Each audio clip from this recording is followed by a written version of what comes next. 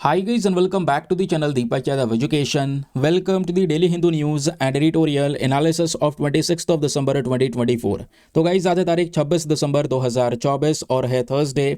देखेंगे आज के द हिंदू कंप्लीट न्यूज़पेपर को एनालाइज करेंगे। बट लेक्चर में आगे बढ़ने से पहले अगर आपको इस लेक्चर का पीडीएफ चाहिए तो क्या करना है, सबसे पहले डाउनलोड करना है टेलीग्राम, देन उसके बाद जाके सर्च बॉक्स में टाइप करना Deepak Yadav education UPSC. As you can see guys आपको ये वाला चैनल मिल जाएगा, इस पर क्लिक करना और जाकर इस चैनल को ज्वाइन कर लेना। ज्वाइन करने से फ़ायदा क्या होगा, यहाँ पर आपको डेली बेसिस पे लेक्चर का पीडीएफ मिल जाता है, डेली करंट अफेयर के वीडियो का पीडीएफ मिल जाता है और डेली बेसिस पे बहुत सारे डिजिटल नोट्स मिल जाते हैं। नाउ बढ़ते हैं आगे बढ़ने से पहले हमेशा की तरह हम लोग अपने लेक्चर को एक मैप के इक्वेशन के साथ स्टार्ट करेंगे। तो आज आप सभी को मैप में जाकर देखना है किलोवा वोल्केनो को कहाँ पर है एग्जैक्टली लोकेटेड, उसको अच्छे से मैप में देखना, देन उसके बाद आकर नीचे कॉमेंट सेक्शन में टाइप करना, जिससे कि आप लोग इसको लंबे समय तक याद रख पाओगे। नाउ हमेशा की तरह हम लोग अपने लेक्चर को एक क्वेश्चन के साथ में स्टार्ट करने वाले हैं। तो आज का क्वेश्चन दोस्तों हेमोफिलिया ए को लेकर है। आपको पता है रिसेंटली हमने अपने वीडियोस के अंदर में इसका डिस्कशन किया हुआ है।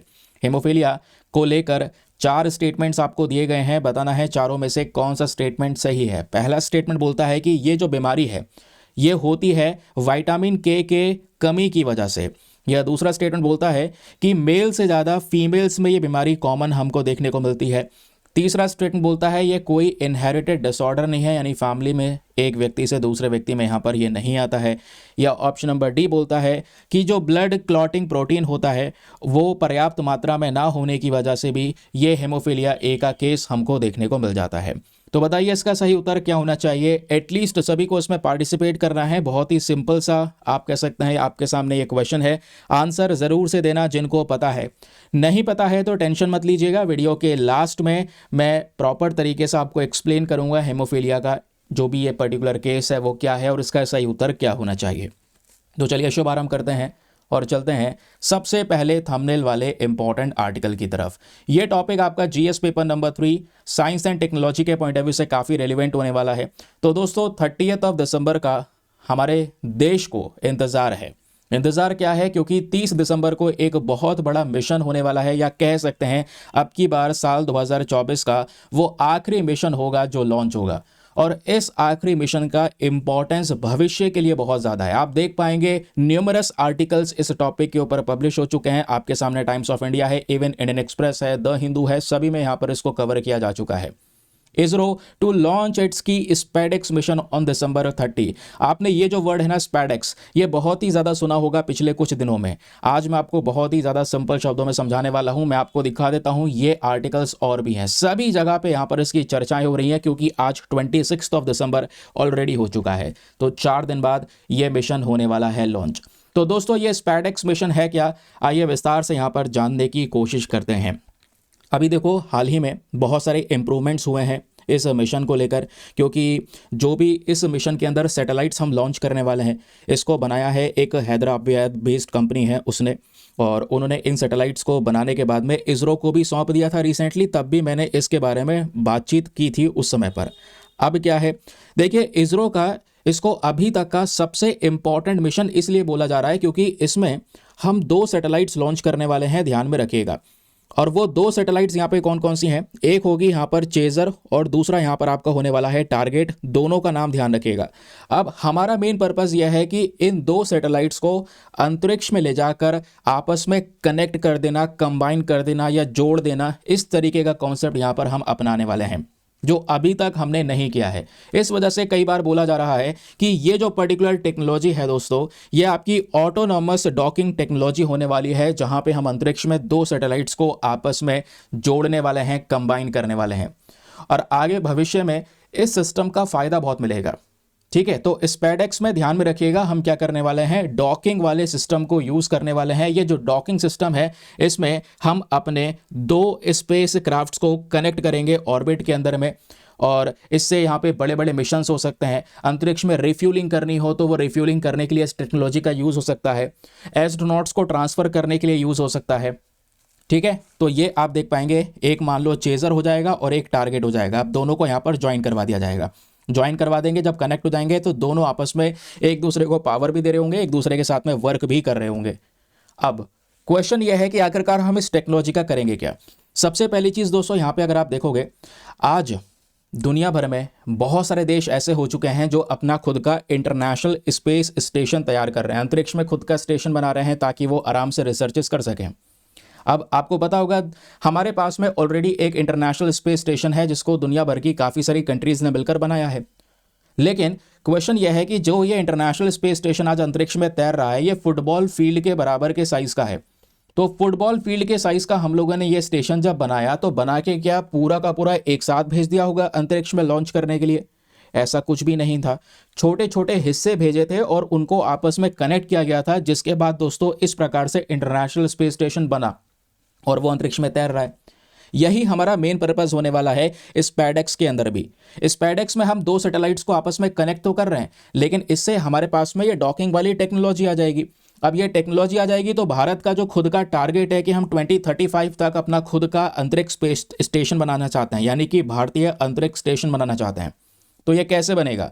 इसके पीछे दोस्तों ये टेक्नोलॉजी सबसे इंपॉर्टेंट रोल प्ले करेगी, क्योंकि हमें छोटे छोटे पार्ट्स भेजने होंगे अंतरिक्ष में, उनको आपस में कनेक्ट करना होगा, ज्वाइन करना होगा, जिसके बाद हम ये स्पेस स्टेशन अपना खुद का क्रिएट कर पाएंगे। और ऐसे ही यहाँ पे चाइना अपना ये स्पेस स्टेशन क्रिएट कर चुका है, रशिया के पास में टेक्नोलॉजी है, यूएसए के पास में टेक्नोलॉजी है। ये केवल कुछ ही कंट्रीज हैं दोस्तों जिनके पास में टेक्नोलॉजी है, या केवल 3 जो मैंने नाम लिए हैं इन्हीं के पास में। तो यूएस, रशिया, चाइना के पास में है ये टेक्नोलॉजी। अभी इंडिया भी ये 30 दिसंबर को जैसे इसको टेस्ट कर लेगा, क्योंकि एक एक्सपेरिमेंटल मिशन होने वाला है। इस टेस्टिंग के बाद में दोस्तों इंडिया भी इस वाले लिस्ट में ऐड हो जाएगा, इस एलीट क्लब में ऐड हो जाएगा। तो ये है स्पैडेक्स मिशन, जो कि एक बहुत ही ज़्यादा शानदार मिशन होने वाला है। और 2024 के अंत तक इसरो कितने सारे कंट्रीब्यूशन दे चुका है इस पर्टिकुलर ईयर में, उसमें और भी बहुत सारे कंट्रीब्यूशंस ऐड होने वाले हैं। फिर थोड़ा सा अगर हम यहाँ पर जानकारी लेते हैं कि ये जो पूरा कॉन्सेप्ट लाया गया है डॉकिंग सिस्टम का, ये आया कहाँ से। थोड़ा सा अगर आप इतिहास देखते हैं तो यहाँ पे बोला जाता है कि जो कोल्ड वॉर का समय चल रहा था उस दौरान ये डॉकिंग सिस्टम को तैयार किया गया। सोवियत यूनियन ने अपना पहला डॉकिंग स्पेस मतलब जो पूरा सिस्टम है उसको अचीव किया था, और ये समय था लगभग 30 अक्टूबर 1967 का। इस पर्टिकुलर टाइम पे जो सोवियत है इन्होंने अपना पहला हिस्टोरिक डॉकिंग किया था। इनके पास में 2 स्पेसक्राफ्ट थे, एक था कॉस्मोस 186 और दूसरा था कॉस्मोस 188। दोनों को आपस में कंबाइन करवाया, ज्वाइन करवाया। ये है यहाँ पर डॉकिंग सिस्टम या स्पैडेक्स मिशन हमारा जो होने वाला है। इससे क्या होगा, बहुत सारे फ्यूचर जितने भी हमारे प्रोजेक्ट्स हैं वो सब में हेल्प मिल सकती है। इवन यहाँ पे आपको पता होगा अभी चंद्रयान 3 तो हमने लॉन्च किया। अब चंद्रयान 3 में इंडिया ने एक बड़ा इतिहास रचा है ना, चांद के साउथ पोल पर पहुँचने वाला भारत पहला देश बनकर आया। अभी हमारा एक और नेक्स्ट टारगेट है चंद्रयान 4 का, अभी उसमें भी दोस्तों काफ़ी टाइम लगने वाला है। तो जो चंद्रयान 4 है वहाँ पर भी ये वाली टेक्नोलॉजी बहुत हेल्प करेगी, क्योंकि चंद्रयान 4 में हमारा मेन पर्पज़ है चांद के ऊपर से सैंपल इकट्ठा करना और उसको वापस लेकर आना। उसमें भी दोस्तों यहाँ पर इस स्पेस डॉकिंग सिस्टम का बहुत ज़्यादा रोल होने वाला है।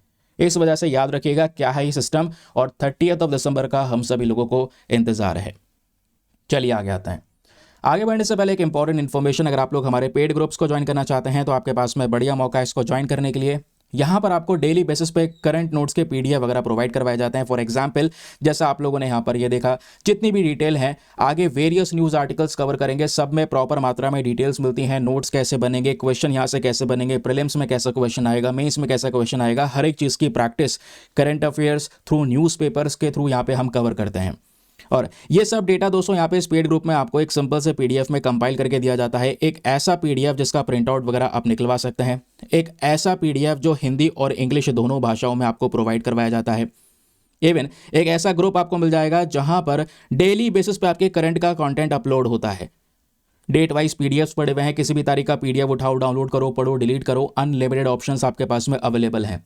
और ग्रुप को ज्वाइन करने का जो फ़ी पेमेंट है वो भी बहुत ही ज़्यादा मिनिमम है, just 499 for the lifetime access.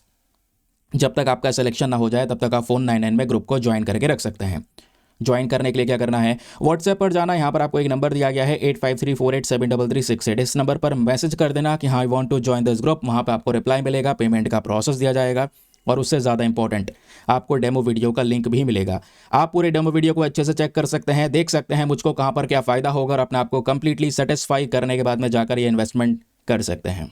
तो चलिए आगे बढ़ते हैं। यार मेक श्योर क्या करो, वीडियो पे जो लाइक का बटन है कम से कम उसको प्रेस कर दिया करो। 5000 लाइक्स का टारगेट है जिसको आप सभी लोग मिलकर सपोर्ट कर सकते हैं। अब दोस्तों आज का न्यूज़पेपर ना काफ़ी इंपॉर्टेंट होने वाला है। मैं आप लोगों से आज रिक्वेस्ट करता हूं पूरे वीडियो को ज़रूर देखना, क्योंकि आपको बहुत सारी चीज़ें जानने को मिलेंगी। कुछ चेंजेस भी किए हैं, काफ़ी सारे लोग क्वेश्चन की डिमांड कर रहे थे, इसलिए वीडियो थोड़ा सा डिले तो हो गया है, लेकिन क्वेश्चंस मैंने अपनी साइड से भरपूर मात्रा में लगाने की कोशिश की है ना, और डिटेल्स आपको चीज़ें प्रोवाइड करवाने की कोशिश की है। फॉर एग्जाम्पल, सबसे पहले दोस्तों आज के न्यूज़पेपर में हमारा जो टॉपिक है, वैसे अगर आप पेज नंबर 1 वगैरह देखोगे तो कुछ ऐसे टॉपिक्स हैं। पेज नंबर 1 पे कौन सा टॉपिक है मैं आपको दिखा देता हूँ। पहले ये वो टॉपिक है, केन बेतवा जो रिवर लिंक प्रोजेक्ट है, इसको लॉन्च कर दिया गया है प्रधानमंत्री नरेंद्र मोदी जी के थ्रू। ठीक है, ये कल लॉन्च हुआ है और कल लॉन्च होने वाला है। इस तरीके से मैंने आपको कल के वीडियो में पढ़ा दिया था।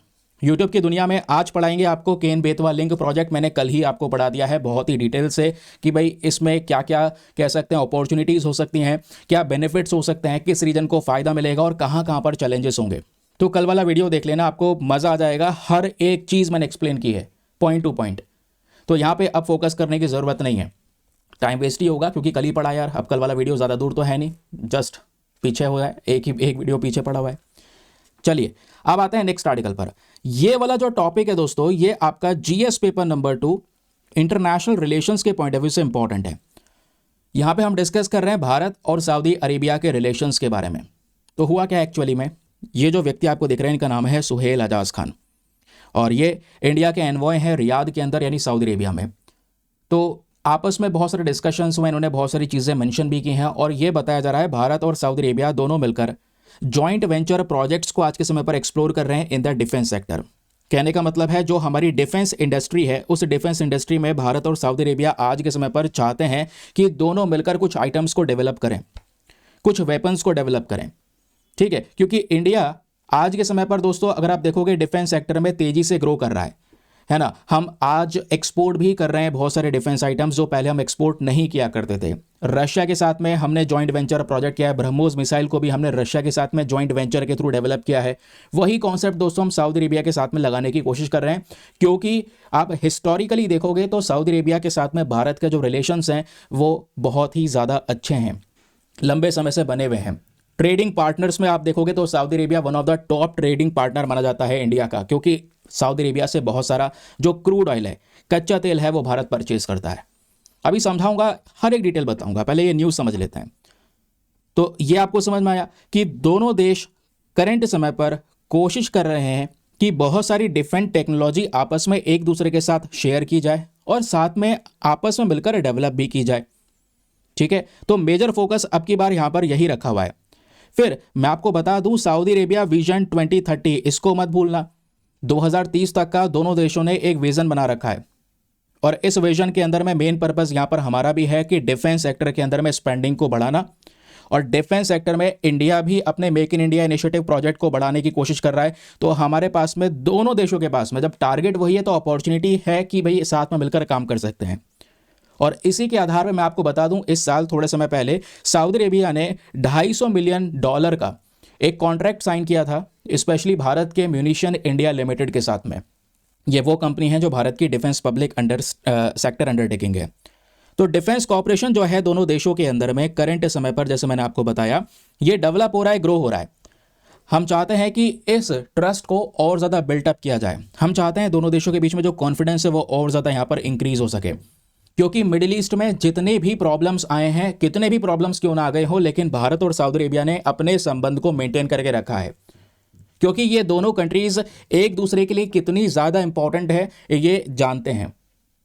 फिर उसके बाद यहाँ पे अगर आप देखोगे तो सऊदी की जो डिफेंस कंपनीज है दोस्तों, इन्होंने काफ़ी ज़्यादा इंटरेस्ट दिखाया है भारत के अंदर में कि भारत यहाँ पे सऊदी के लिए ship building, electronics, emerging technologies जिसमें आर्टिफिशियल इंटेलिजेंस का कॉन्सेप्ट है, उसके अलावा साइबर सिक्योरिटी है, इन सब चीज़ों पे मिलकर ये दोनों देश मिलकर काम करने वाले हैं। और इंडिया और सऊदी अरेबिया दोनों यहाँ पर जाने जाते हैं कि भाई डिफेंस आइटम्स में ये दोनों इंपोर्टर हैं। सऊदी अरेबिया भी यहाँ पे डिफेंस के मामले में कुछ ज़्यादा चीज़ें बनाता नहीं, ये इंपोर्ट ही करते हैं। स्पेशली यूएसए पे डिपेंडेंट है, यूएसए से यहाँ पर बहुत सारा हथियार परचेज करता है सऊदी अरेबिया। वही केस इंडिया का था, लेकिन इंडिया ने ये केस थोड़ा सा चेंज किया है। आज हम प्रोडक्शन खुद से कर रहे हैं। तो अब ये दोनों देश चाहते हैं, जब सिनेरियो एक जैसे हैं, स्थिति दोनों देशों की एक जैसी है, तो आपस में क्यों ना मिलकर प्रोडक्शन किया जाए, क्योंकि अब इंडिया के पास में टेक्नोलॉजी आ रही है धीरे धीरे करके, है ना। तो हम इस लेवल पर हैं कि अभी शुरुआती तौर है, प्रोडक्शन बढ़ा सकते हैं, टेक्नोलॉजीज पे काम कर सकते हैं। इसका असर कहाँ पे पड़ेगा, फ्रेंडली टाइज पे पड़ेगा। इससे रिलेशंस हमारे और ज़्यादा इंप्रूव होते हुए नजर आएंगे। तो बेसिकली यहाँ पर ये कुछ स्टेटमेंट है जिसको ध्यान में रखना है। अब देखिए, ये सभी को पता है एग्जाम में ये आर्टिकल तो सीधा हेल्प नहीं करेगा। एग्जाम में अगर इस आर्टिकल से आप लोगों से कुछ पूछा गया तो भारत और सऊदी अरेबिया के संबंध पूछे जाएंगे, क्योंकि मैं आपको बता दूं 2023 में मोहम्मद बिन सलमान इंडिया भी आए थे। उससे पहले यहाँ पर पीएम मोदी भी जा चुके हैं सऊदी, है ना। और बीच में 2019 में एक बड़ा मीटिंग हुआ था भारत और सऊदी अरेबिया के बीच में। तो लगातार हर एक साल में ये रिलेशंस को लेकर चर्चाएं हो रही हैं। मैं आपको इस तरीके से कंप्लीट स्ट्रक्चर एक बार में प्रोवाइड करवा देता हूं कि आपको सब चीज़ें एक ही जगह पे मिल जाएं, इधर उधर भागने की जरूरत ना पड़े। क्योंकि अब आप क्या करोगे, अपने इंटरनेशनल रिलेशन की कोई किताब खोलोगे, भारत सऊदी के रिलेशन पढ़ना शुरू करोगे, लेकिन उसमें क्या होगा, डेटा थोड़ा सा पुराना होगा, उसमें अपडेट करना पड़ेगा, भाई करंट सिनेरियोज क्या है। यहाँ पे मैं आपको पुराना और साथ ही साथ में अपडेटेड, यानी जो फैक्ट्स हैं जो कभी बदलने वाले नहीं हैं, जो हिस्ट्री रही है वो भी बताने वाला हूँ, जो अपडेट्स हो रहे हैं, जो यहाँ पर करंट सिनेरियोज में बदलाव हुए हैं वो भी इसमें एडअप करके बताया गया है। तो याद रखिएगा, इसको बहुत इंपॉर्टेंट होने वाला है, ठीक है। तो ये न्यूज़ क्या है, हमने इसको डिस्कस किया। देखिए, सऊदी अरेबिया और भारत दोनों के जो रिलेशंस है, दोनों के संबंध पिछले दशकों में तेजी से ग्रो किए हैं। रीजंस क्या हैं, बहुत सारे हैं, है ना। जैसे मैंने आपको बताया कि सऊदी अरेबिया इंडिया का लार्जेस्ट ट्रेडिंग पार्टनर है, ठीक है, हम भी उसके लार्जेस्ट ट्रेडिंग पार्टनर हैं, स्पेशली एनर्जी के मामले में। और आज तो ये दोनों देश मिलकर आतंकवाद से लड़ने के ऊपर फोकस कर रहे हैं, टेररिज्म से लड़ने के लिए, रीजनल सिक्योरिटी के ऊपर स्पेशल फोकस कर रहे हैं, क्योंकि सऊदी अरेबिया उस रीजन में है, स्पेशली वेस्ट एशिया में, जहां पे प्रॉब्लम्स लगातार डेवलप हो रही हैं पिछले कुछ समय पर। इजराइल को लेकर डिस्प्यूट है, ईरान के साथ में सऊदी अरेबिया का विवाद है, सऊदी अरेबिया से येमेन बॉर्डर शेयर करता है, येमेन से यहाँ पर सऊदी अरेबिया के रिलेशंस खराब हैं, उनसे लड़ रहा होता है। लेकिन उस रीजन में आप देखोगे कि इंडिया का ईरान भी एक इंपॉर्टेंट पार्टनर है, सऊदी अरेबिया भी इंपॉर्टेंट पार्टनर है, और ईरान और सऊदी के रिलेशंस अपने आप में अच्छे नहीं हैं, लेकिन फिर भी हमने दोनों के साथ में अपने टाइज को मेंटेन कर रखा है, ठीक है। तो रिलेशनशिप जो है दोनों देशों के बीच में, ये ज्यादातर रिलीजियस, कल्चरल और इकोनॉमी के बेसिस पर हमको डेवलप होता हुआ नजर आया है, जिसमें इकोनॉमिकल टाइज और रिलीजियस टाइज ये सबसे ज्यादा इंपॉर्टेंट रोल प्ले करते हैं। आज इंडिया के बहुत सारे लोग प्रेजेंट हैं, इवन सऊदी अरेबिया में अगर बाहर से कोई लोग आए हुए वहां पर हैं तो सबसे बड़ी पॉपुलेशन दोस्तों इंडिया की है। इंडिया डायस्पोरा सऊदी अरेबिया के अंदर में लगभग 2.5 मिलियन से भी ऊपर का है। इतने भारतीय दोस्तों वहां पे प्रेजेंट हैं, समझ रहे हैं। और Saudi Arabia gulf cooperation council का हिस्सा भी है, और पूरा गल्फ कोऑपरेशन काउंसिल इंडिया के लिए जरूरी है, क्योंकि इंडियन कम्युनिटी आज सबसे ज्यादा प्रेजेंट है इसी गल्फ नेशंस के अंदर में। नाउ ये गल्फ कोऑपरेशन काउंसिल क्या है पता है ना, इसमें टोटल 6 कंट्रीज हैं। मैंने आपको 6 कंट्रीज को याद करने का ट्रिक बताया था, क्यू बॉक्स करके। क्यू से कतर, है ना, उसके अलावा यू से यूएई, फिर उसके बाद में यहाँ पर आप देख पाएंगे बी से आपको बहरीन मिल जाएगा, ये रहा छोटा सा। फिर उसके बाद में ओ से ओमान मिल जाएगा, के से कुवैत मिल जाएगा, देन उसके बाद में एस से सऊदी अरेबिया मिल जाएगा, ठीक है। तो ये 6 कंट्रीज़ हैं जो गल्फ कोऑपरेशन काउंसिल का हिस्सा हैं। ये है वो रियाद, यहाँ पे सऊदी अरेबिया का कैपिटल, ये हम लोग देख पा रहे हैं, ठीक है। सऊदी अरेबिया के बॉर्डर्स अगर आप देखोगे, अच्छा क्या मुझे आप लोग बताओगे दोस्तों, ये पीछे जो 2 देश हैं ये कौन से हैं? जरा नीचे कमेंट सेक्शन में लिखो। मिडिल ईस्ट मैंने इतनी बार मैप कवर किया है, बताओ फटाफट ये 2 कौन से देश हैं जो सऊदी अरेबिया के साथ में इधर से बॉर्डर शेयर कर रहे हैं? ऊपर से ये यमन शेयर कर रहा है, सभी को पता है, ये रेड सी है, ठीक है। नीचे आपको गल्फ ऑफ एडन देखने को मिलेगा, इसी के थ्रू यहाँ पे रेड सी में एंट्री होती है, ये अपना इंडियन ओशन है, ठीक है। अरेबियन सी हो जाएगा, फिर इधर आओगे तो यहाँ पर आपको इंडिया मिल जाएगा, ठीक।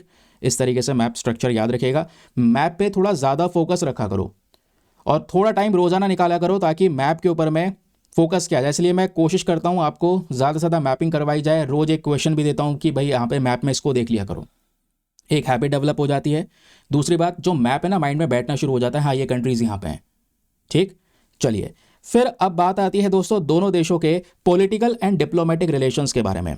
इंडिया और सऊदी अरेबिया दोनों के बीच में रीजनल सिक्योरिटी को लेकर एक समस्या है, क्योंकि अगर हम उस वाले एरिया की बात करेंगे जहाँ पे सऊदी अरेबिया प्रेजेंट है, वहाँ पे येमेन की साइड से टेररिज्म उनको फेस करने को मिलता है। उसी तरीके से दोस्तों यहाँ पे अगर हम इंडिया की बात करेंगे तो भारत के आसपास भी वो कंट्रीज है जहाँ से टेररिज्म एंटर होता है इंडिया के अंदर में। तो सऊदी अरेबिया और इंडिया दोनों मिलकर फोकस करते हैं कि भाई हमें आतंकवाद के खिलाफ में आपस में लड़ना है, और लड़ने के लिए हम आपस में मिलकर काम करेंगे, इस एक्सट्रीमिज्म से लड़ेंगे और मैरीटाइम सिक्योरिटी को प्रमोट करेंगे। तो इस आधार पे भी दोनों देशों के जो संबंध है वो और ज़्यादा मजबूत हो जाते हैं। फिर यहाँ पे बात आती है हाई लेवल विजिट्स के बारे में, कि ये जो रिलेशनशिप आपको देखने को मिल जाता है दोनों पर्टिकुलर कंट्रीज के बीच में, ये धीरे धीरे करके बढ़ा, और जब जैसे जैसे विजिट होती चली गई, हर विजिट के बाद में संबंध और मजबूत हो गए। फॉर एग्जाम्पल 2016 में प्रधानमंत्री नरेंद्र मोदी सऊदी अरेबिया जाते हैं, और ये एक ऐसा विजिट था जिसके बाद दोनों देशों के रिलेशंस इकोनॉमिकली ग्रो होते हुए नजर आए। फिर मोहम्मद बिन सलमान दोस्तों इंडिया आते हैं 2019 के अंदर में, अभी लास्ट ईयर भी यहाँ पर आए थे, पता होगा। तो ये जो विजिट थी 2019 वाली, इसका भी मेन पर्पस ये था कि इकोनॉमिक रिलेशंस को यहाँ पे एनहेंस करना और ज़्यादा बढ़ाना। बहुत सारे डिस्कशंस हुए, व्यापार को इंक्रीज करने के ऊपर फोकस किया, और जिसके बाद व्यापार इंक्रीज हुआ, हमने बहुत सारा तेल यहाँ पे क्रूड ऑयल वगैरह सऊदी अरेबिया से परचेज किया। परचेज करने के साथ साथ ढेर सारा जो मटेरियल है वो हम उनको एक्सपोर्ट भी करते हैं, बताऊंगा अभी थोड़ी देर में। इतना दोस्तों यहाँ पे डेटा क्लियर हुआ। दूसरी चीज अगर आप देखोगे इस रीजन की डिप्लोमेसी समझिएगा। अब मैं ये वाला मैप जूम करके थोड़ा सा यहाँ पे आपको एक्सप्लेनेशन दे रहा हूँ, इसको सुनिएगा ध्यान से। अभी जो मैं पीछे कंट्रीज आपको बता रहा था वो यहाँ पर आपके जॉर्डन ये रहा, इराक ये रहा, ये रहा सऊदी अरेबिया, ये रहा यमन। यमन के अंदर में आपको पता है इस वाले पर्टिकुलर रीजन में हूदी रेबल्स हैं, है ना। अब हूदी रेबल्स जो है यमन की सरकार के खिलाफ में लड़ते हैं, और हूदी रेबल्स की साइड से कई बार सऊदी अरेबिया पे अटैक भी हो चुका है। और इन हूदी रेबल्स को सपोर्ट किसका मिल रहा है कि ये ऐसे अटैक कर रहे हैं, रेड सी पर भी जहाज़ों पे अटैक करते रहते हैं। रिसेंटली यहाँ पर इजराइल ने यमन पे बॉम्बार्डिंग की है, यमन और इजराइल का डिस्प्यूट हो गया था, देखा होगा आपने। तो आखिरकार इन हूदी रेबल्स को सपोर्ट कौन कर रहा है, तो इनको सपोर्ट करता है ईरान। ईरान ने हूदी रेबल्स को यहाँ पे खड़ा कर रखा है। फिर दूसरी साइड दोस्तों यहाँ पे सऊदी अरेबिया और ईरान के बीच में भी इस प्रकार से डिस्प्यूट रहता है, शिया सुन्नी कॉन्फ्लिक्ट आपको यहाँ पर देखने को मिल जाएगा, और भी वेरियस कॉन्फ्लिक्ट्स यहाँ पे प्रेजेंट है। हालांकि पिछले कुछ समय पर धीरे धीरे रिलेशंस को मेंटेन करने की कोशिश की है, क्योंकि इस एशिया वाले रीजन के लिए ज़रूरी है कि इनके बीच में रिलेशंस मेंटेन रहें। लेकिन क्या हुआ है, इनके बीच में डिस्प्यूट बने रहते हैं। लेकिन आप एक चीज़ कॉमन ये देखेंगे कि यहाँ पे आपको पाकिस्तान दिख रहा है, इसके आगे जाएंगे इंडिया दिखेगा, और इंडिया के लिए ईरान भी इंपॉर्टेंट है और सऊदी अरेबिया भी इंपॉर्टेंट है। भाई ईरान के साथ में संबंध तो बिगाड़ नहीं सकते, क्योंकि ईरान में हमारा चाबार पोर्ट है। इसी चाबार पोर्ट से हम ऊपर जाते हैं, तुर्कमेनिस्तान, उज्बेकिस्तान, किर्गिस्तान, ये सारे के सारे हमारे सेंट्रल एशियन कंट्रीज हैं। और इसी रास्ते दोस्तों आगे होते होते रशिया आ जाता है ना। आपने कॉरिडोर्स के नाम सुने होंगे, एनएसटीसी कॉरिडोर में एक इंपॉर्टेंट रोल होता है। फिर उसके बाद में दोस्तों सऊदी अरेबिया से भी संबंध अच्छे हैं, कच्चा तेल परचेस करते हैं, डिप्लोमेटिक रिलेशंस, इवन इंडिया का डायस्पोरा बहुत बड़े लेवल पर सऊदी अरेबिया में प्रेजेंट है। तो ये सब चीज़ें भी हैं, तो दोनों के साथ में रिलेशंस को मेंटेन करना जरूरी है। तो हमने यहाँ पर इस चीज़ को बना के रखा है अभी तक इस डिप्लोमेसी में। हमने ऐसा नहीं है कि ईरान की वजह से सऊदी अरेबिया से संबंध खराब कर दिए हों, या सऊदी अरेबिया की वजह से ईरान से संबंध खराब कर दिए हों, जो कि यहाँ पर होना ही चाहिए इस तरीके से, इस प्रकार से फॉरेन पॉलिसी के अंदर में। फिर दोनों देशों के बीच में इकोनॉमिक एंड ट्रेड रिलेशंस के बारे में थोड़ा सा डिस्कशन किया गया है। जरा इन संबंधों को डिस्कस कर लेते हैं, ये भी काफ़ी ज़्यादा ज़रूरी है।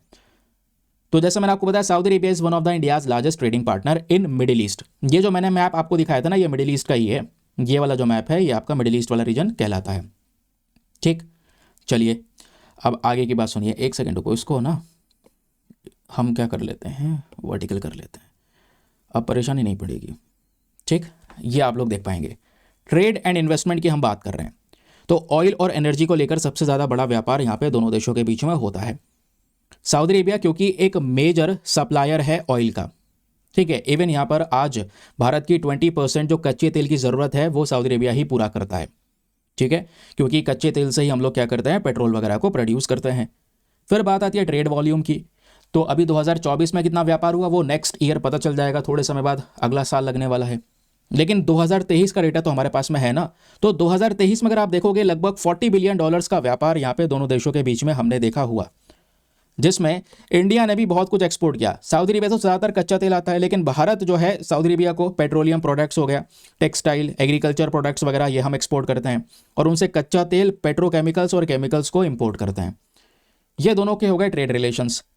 फिर बात आती है इन्वेस्टमेंट की, तो सऊदी अरेबिया एक बहुत बड़ा इन्वेस्टर के तौर पर देखा जाता है भारत में। पिछले कुछ समय पर इनका जो निवेश है वो बड़ा है, स्पेशली इंफ्रास्ट्रक्चर, एनर्जी और मैन्युफैक्चरिंग सेक्टर में। और दोनों देशों ने मिलकर यहां पे बोला है कि सऊदी विजन 2030 के तहत दोनों कंट्रीज आपस में अपने रिलेशंस को मैक्सिमम लेवल पर लेकर जाएंगी। समझ रहे हैं? तो ये भी यहां पे ध्यान में रखना है, अपना जो कॉपरेशन है वो लेकर जाएंगे, क्योंकि यहां पर सऊदी अरेबिया भी क्या चाहता है कि उनके देश में थोड़ा डेवलपमेंट इंक्रीज हो। कहोगे डेवलपमेंट की क्या जरूरत? देखो आपको पता है ये जो गल्फ नेशंस है इनके पास में ऑयल बहुत ज़्यादा प्रेजेंट है, और इन गल्फ नेशंस की जो तरक्की हुई है, जिस लेवल पर आए हैं, नो डाउट ये सभी को पता है, फैक्ट है कि भाई ऑयल का एक बहुत बड़ा रीज़न है। ऑयल बेचकर यहाँ पर ये देश बहुत ज़्यादा अमीर हुए। लेकिन फिर कई सारी प्रेडिक्शंस, कई सारी रिपोर्ट्स बताती हैं कि भाई जो रिसोर्सेज हैं हमारे पास में इस पृथ्वी पे वो लिमिटेड हैं, एक ना एक समय बाद यहाँ पर वो डिक्लाइन होना शुरू होंगे।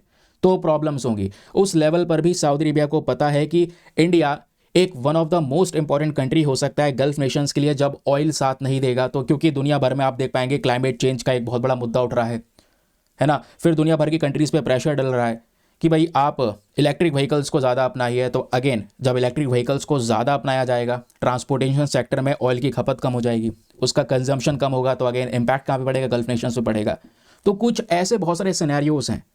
तो उन सिनेरियोज में दोनों देशों में, मतलब इन गल्फ नेशंस के लिए इंडिया एक बड़ा रोल प्ले करेगा। ठीक है, फिर बात आती है यहाँ पे कल्चरल एंड सोशल टाइज के बारे में दोनों देशों में। तो मैं आपको बता चुका हूँ इंडिया का बड़ा डायस्पोरा वहाँ पे प्रेजेंट है। रिलीजियस टाइज भी हैं, क्योंकि अगर आप देखोगे तो मुस्लिम पॉपुलेशन जो है इंडिया की वो अच्छी खासी लेवल पर सऊदी अरेबिया में प्रेजेंट है, और सऊदी अरेबिया यहाँ पर वो जाते भी हैं। ठीक है, क्योंकि आप कह सकते हैं इस्लाम की जो दो पवित्र स्थल हैं, जो जगह हैं, ठीक है, होलीएस्ट साइट्स हैं, मक्का और मदीना, ये दोनों यहाँ पर प्रेजेंट है। ठीक है, तो कह सकते हैं जो हज की यात्रा होती है इंडिया के जो कह सकते हैं मुस्लिम कम्युनिटी के लोग हैं, वो बहुत ज़्यादा लोग यहाँ पर जाते हैं, पार्टिसिपेट करते हैं इस हल पिलग्रिमेज के अंदर में, जिसकी वजह से दोनों देशों के जो रिलेशन है वो यहाँ पर भी थोड़े मजबूत होते हैं कल्चरल बेसिस पे।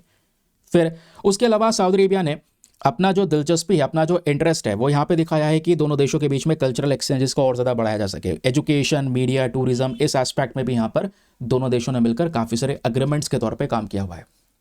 ठीक, फिर बात आती है यहाँ पर सिक्योरिटी एंड स्ट्रेटेजिक कोऑपरेशन की। वेरी वेरी इंपॉर्टेंट, इसको भी ध्यान में रखिएगा। देखिए कि इंडिया और सऊदी अरेबिया दोनों के जो संबंध हैं, अब सिक्योरिटी के आधार पर देखेंगे तो जैसे मैंने हम डिस्कस कर ही चुके हैं कि आतंकवाद से लड़ना, एक्सट्रीमिज्म से लड़ना, क्योंकि ऐसा नहीं है आतंकवाद से केवल भारत परेशान है, दुनिया भर के बहुत सारे देश परेशान हैं। ठीक है, अब यहाँ पे बहुत सारे ग्रुप्स हैं, जैसे ISIS है, अलकायदा है, इन सब से लड़ना, इन सबको ख़त्म करना, ये हमारा मेन पर्पज़ है। दोनों देश मिलकर इसमें पार्टनरशिप के तौर पे काम करेंगे। फिर दूसरी चीज़ आती है मैरीटाइम सिक्योरिटी। दोनों कंट्रीज आज के समय पर चाहती हैं समुद्र के स्तर पे सुरक्षा को मेंटेन करना, क्योंकि अभी मैंने आपको दिखाया कि भाई येमेन बगल में ही है और रेड सी से थ्रू रास्ता वो निकलता है आगे मेडिटेरेनियन सी तक, तो वो रास्ते बहुत इंपॉर्टेंट है, व्यापार होता है दुनिया भर का वहाँ से, और उस एरिया में यहाँ पे हम चाहते हैं शांति को बना के रखना, तो उसमें यहाँ पर कह सकते हैं इंडिया और सऊदी अरेबिया मिलकर वर्क करते हैं। ठीक है, तो इंडिया का जो इन्फ्लुएंस है वो धीरे धीरे करके गल्फ रीजन में बढ़ा है, स्पेशली सऊदी अरेबिया की सिक्योरिटी के लिए भी बढ़ा है, क्योंकि इंडियन नेवी ने एक इंपॉर्टेंट रोल प्ले किया है दोस्तों अरेबियन सी में शांति बनाने के लिए। और इंडियन नेवी का रोल हम जानते ही हैं किस तरीके से यहाँ पे उन्होंने रिसेंटली अभी थोड़े समय पहले जब येमेन के थ्रू काफ़ी ज़्यादा कह सकते हैं कि विवाद हो रहा था, पायरेसी के इशू आ रहे थे, तो भारत ने किस तरीके से जहाज़ को छुड़ाया भी है, जहाज़ को बचाए भी हैं। वो हाल ही में ये सब कुछ हम लोगों ने खुद देखा है। तो उन्हें इंडियन नेवी का रोल भी पता है, कितना बड़ा रोल है इस पर्टिकुलर एरिया में शांति बनाने के लिए। यहाँ पर भी रिलेशंस स्टेबल रहते हैं। लेकिन क्वेश्चन यह है कि जब सभी जगह पर संबंध सही हैं तो क्या कहीं पर भी कोई चैलेंज नहीं है? तो चैलेंज हमारे सामने दोस्तों एक चैलेंज आता ही आता है। ऐसा नहीं है कि सब फायदे नुकसान भी एक जगह पर है, मतलब चैलेंज एक जगह पर है। चैलेंज क्या है? हमें सऊदी अरेबिया के साथ में भी संबंध मेंटेन करना है और ईरान के साथ में भी। मैंने बोला ना, दोनों देश जरूरी है हमारे लिए, और दोनों के बीच में आपस में दुश्मनी बहुत ज़्यादा बड़ी है।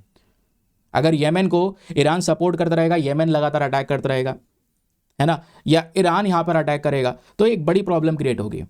तो हमें यहाँ पर रिलेशंस मेंटेन करने में दिक्कत होगी। हो सकता है कभी किसी केस में ईरान को सपोर्ट कर दे तो सऊदी अरेबिया नाराज़ हो जाए, सऊदी अरेबिया को सपोर्ट करो तो ईरान नाराज़ हो जाए, लेकिन ज़रूरी दोनों इंडिया के लिए है।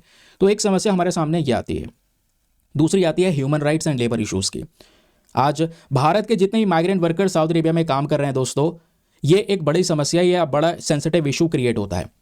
मतलब क्या इशू क्रिएट होता है यार? वो जाते हैं, काम करते हैं, उसके बाद पैसा इंडिया में भी भेजते हैं, लेकिन प्रॉब्लम यह है कि उनकी जो कंडीशन है रहने सहने की वो ज़्यादा बेटर नहीं है। अभी हमने रिसेंट कुवैत का भी एक एग्जांपल देखा था। गल्फ नेशंस को लेकर ये बार बार मुद्दा उठता है कि जो इंडियंस जहाँ पे काम कर रहे हैं उनका एक्सप्लॉइटेशन होता है कई सारे केसेस में। कई बार आने नहीं दिया जाता है, कई बार यहाँ पर जो उनको मजदूरी दी जा रही है, वेजेस दिए जा रहे हैं, वो बहुत कम दिए जा रहे हैं।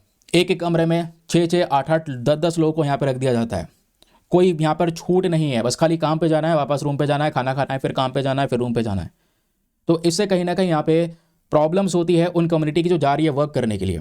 तो इंडिया का जो यहाँ पर डायस्पोरा है, हमारा फोकस यही है कि हम क्या करें, सऊदी अरेबिया के साथ में मिलकर उनके वेलफेयर की, उनके कल्याण की, उनके राइट्स की यहाँ पर बात कर सकें। ठीक है, चलिए अब आगे आते हैं।